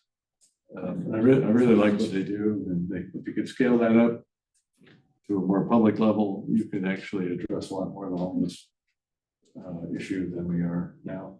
I mean, if we could get a panel of people, including maybe I wonder, there's gotta be someone who like specializes this, the Boulder Police Department, you know, the public safety angle. You know, I'd like to just kind of hear from everyone who sort of touches it in the community and get that broad If we're, you know, jump into this fray, we might as well clear the slate for August. Try to tee that up for wherever we could get, not to mention, you know, staff certainly has a big role with all that too. So I think that's a great idea. Just have multiple speakers come on it, and maybe it's something, you know, people from the public will attend, and certainly got everybody's ear right now, so might as well. Because I am beginning to appreciate that part of, I think, what this board does is you serve on it for a few years and you hear from all these different people, and then collectively the board maybe develops some sort of holistic expertise. And I'm glad we got someone in today to talk about landlord tenant issues. It's obviously an issue I know a lot about, but I kind of want the whole board to learn some more. Hopefully you thought that was helpful. It was awesome. Yeah. I'd like to learn more about homelessness because I don't know much more than when people get evicted, they sometimes end up homeless. You know, like I'd like to understand the issue a little bit better. Yeah. So, Jay and I and the vice chair meet every month to help shape the agenda. These are great suggestions. We had our monthly meeting regarding that on June 14th, and we did follow up on the tour of planning area reserve 3, area 3. And you know, there's so many directions I could go in, but one thing we talked about is what if the future were to focus on the 30 acres the city owns around Sonoran? What does it look like? How do we overcome the challenges of developing infrastructure for that? What's the rental ownership split? What's the affordable market rate split? I mean, I don't know if we need to go into weeds on all that now, but it'd be interesting to have further conversation. To help shape thinking about that very important. So If you're interested, so it is going to council tomorrow night. So the urban reserve analysis, the baseline urban services, the draft at least. And I don't know if you saw Mark Wallach sent a post asking questions in advance of that. And the number one question was, anybody? I'm gonna take the instruction. Questioning half of the planning reserve being for a regional park. Interesting. Oh, okay, good. What's a regional park? Really big park. It's a park that serves regionally as opposed to a neighborhood scale. Okay, so it's a big park. What's a current example of regional park, like East Boulder around the rec center? Belmont. Valmont. Oh, Belmont. That are only regional park? I should know this. I feel like there's another one in there. Isn't there another big park somewhere? What about North Yeah, maybe Boulder? East Boulder Rec. I'll bet East Boulder Rec. North Boulder is a College Parkland around there. Just more neighborhood. Really? Yeah, it's a big park. It's a big park, yeah. So the subtext of that is, does Parks and Rec really need all that land? Then could it possibly be a hybrid of park and neighborhood development? So can I throw out a concept, like if we try and get 3 or 4 speakers for the homeless discussion and they're not available in August, then maybe that would be September. Yeah. If it's yeah, I easier to wasn't do saying the we had to planning talk about it. reserve and in August, so we can sort of like figure out how that works. It seemed like more of a lead up for that one. So like you were saying, September would make sense just because you want to do it the right way. You want to like see if you can get some decent public participation. Yeah. And maybe a little bit of additional notice than usual. And make sure you get all the speakers lined Yeah. up for that day. Yeah. So buying Yeah. several months to do it rather, you know, than cutting it I short. totally agree. I'm just saying, let's keep that on our radar. It's Yeah. really Yeah. important, so. Right, so then so like Karen said, maybe do the homeless thing in September and August, focus on. So keep in mind, What's next for planning reserve? Yeah. I mean, is the goal that we synthesize all this information over the year and talk about it and then put together a letter to council at the end of the year? Like, Yeah, what's- actually, we, probably just before you joined Eb, we were doing recommendations every month or two on pretty substantial issues. Of course, Yeah. it was a big year for housing with ADUs and zoning for affordable housing and so forth, but no, we don't do it just once a year. We try to do it when council needs some input. Big issue. I just think I did the like advisory board training for new advisory board members and someone raised their hand and asked the county attorney, how do the advisory boards advise? It's like, how do you do that? And she's like, good question. And like, she didn't really have an answer. So I'm just curious, like, how do we go about Well, advising I council? mean, this whole process of Carl coming in here and presenting proposals that they're making to city council and getting feedback from us, that's part of our role is to help, Yeah. I can send you some of the letters when we did ADUs. Well, I saw the letter right when I started. Well, that was more of a, it's ahead, but like when they were about to vote on ADUs, we sent them a 4-page letter on ADUs with Yeah. the myriad suggestions, and they took like 4 out of 6 of them. They probably approved them anyway, but there was some analysis in there. It wasn't like a full-blown white paper, but it wasn't a 2-liner either. So I'll send you that. I think that'd be helpful. So in relation to the homelessness discussion, so keep in mind the fall is when city staff gives council their annual update on homelessness. So it's gonna be a lot of the same information. Okay, are we ready for a debrief? Can I make one of my little speeches real quick? Absolutely. I'll keep it short and sweet. I mentioned earlier that I'm a little depressed about, well, I mean, sometimes we have these conversations where it just feels like we got these proposals that are nibbling at the margins at a time when we have this housing crisis, right? And I mentioned earlier that the land use tables in the BVCP maybe need a complete overhaul in order for Carl's team to go and make the kind of radical changes I would like to see. And then, then it came up, well, if that ever gets if that ever gets done, the condo defects will be sitting there waiting to quash future condos that we'd like to see built. And if that gets fixed, well, we've got this market that'll never work because no matter how much supply we add, there's too much demand. And so we just have we might as well just argue about nibbling at the edges for all of eternity. And so one thing that I've just been trying to wrap my head around is how would you make a healthy housing market in Boulder? What would that look like? For me, the definition is just a lot of options at a lot of price points for a lot of people. So that's a healthy market for me.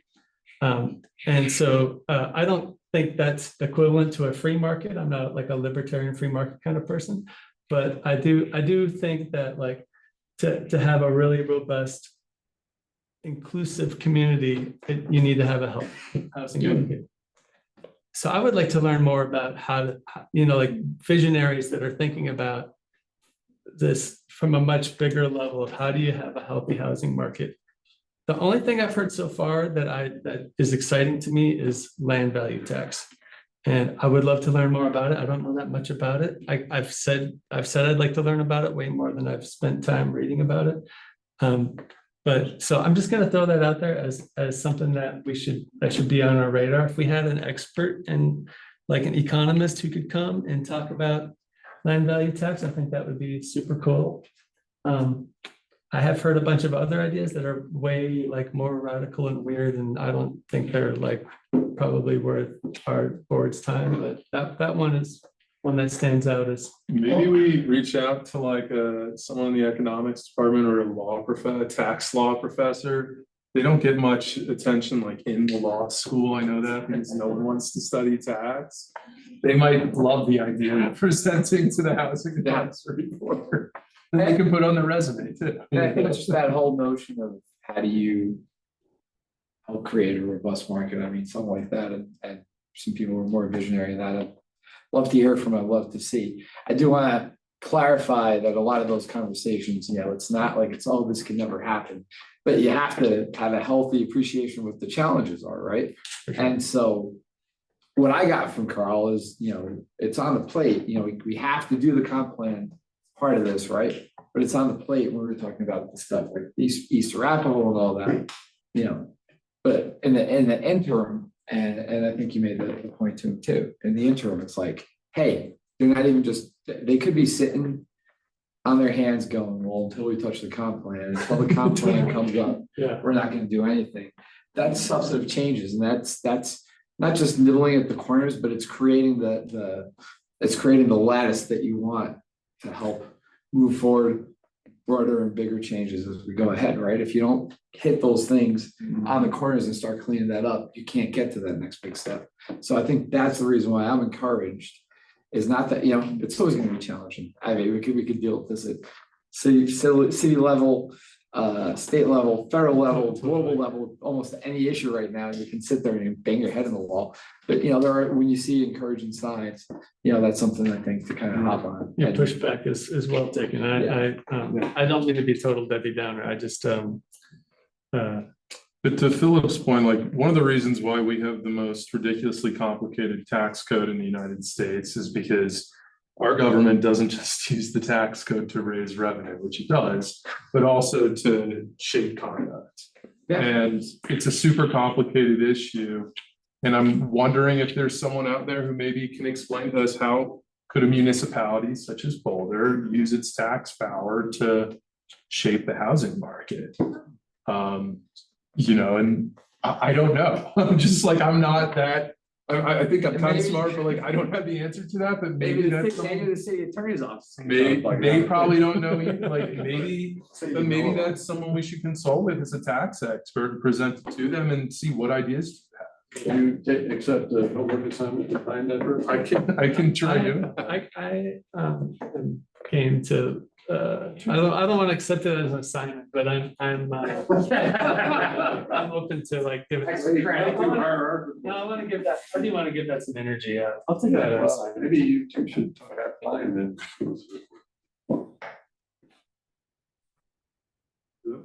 I think our utopian community, we want to use that, would include Danny's concept of like, how do we provide housing for the service providers in our community so that firefighters can live here and police can live here and teachers and nurses, maybe not the entire everybody, but like figure out a way that like. I mean, I get the sense that most people on this board believe like it should be policy in Boulder, how we get there. We don't know that like homes should be for people to live in, not investment vehicles for someone who lives somewhere else just to park money. Fighting a larger force, but I appreciate And, the thought. you know, and how do we get there and how do we encourage that? How do we drive down home ownership prices for owner occupants? And is there a way that the city can leverage its power to tax to do that? Or to assess fees, which is not a tax, so. Put out some feelers and let us know what you find. There's a whole Tabor analysis or something. I'm gonna move us to debrief. I'll say, well, no. I second. Not yet. I think a sign of success would be somebody that hasn't been to Burning Man. So we'll know we're making progress. So meeting debrief, we covered a lot of ground tonight. It's actually one of our longer meetings. We had one public participant. We had a great presentation from Jay Allen on City Reddit projector. It's a great conversation about that. I learned a ton. Good update on zoning for affordable housing phase 2. We gave Carl all the input he could possibly handle. Good work, team. We got a 1B funding update from Jay with some challenges on negotiations between the regional housing folks and the county commissioners. But not an action item for us. We talked about a tour next month in place of a regular meeting.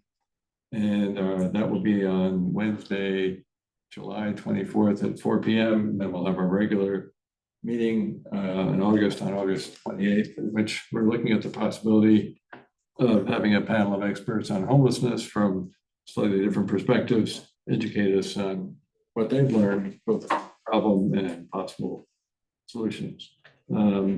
So with that, do I have a motion to adjourn? Second? All in favor? Aye. Thank you. Thank you. It's the first time we've gone over in a while. I gotta get back to my, right,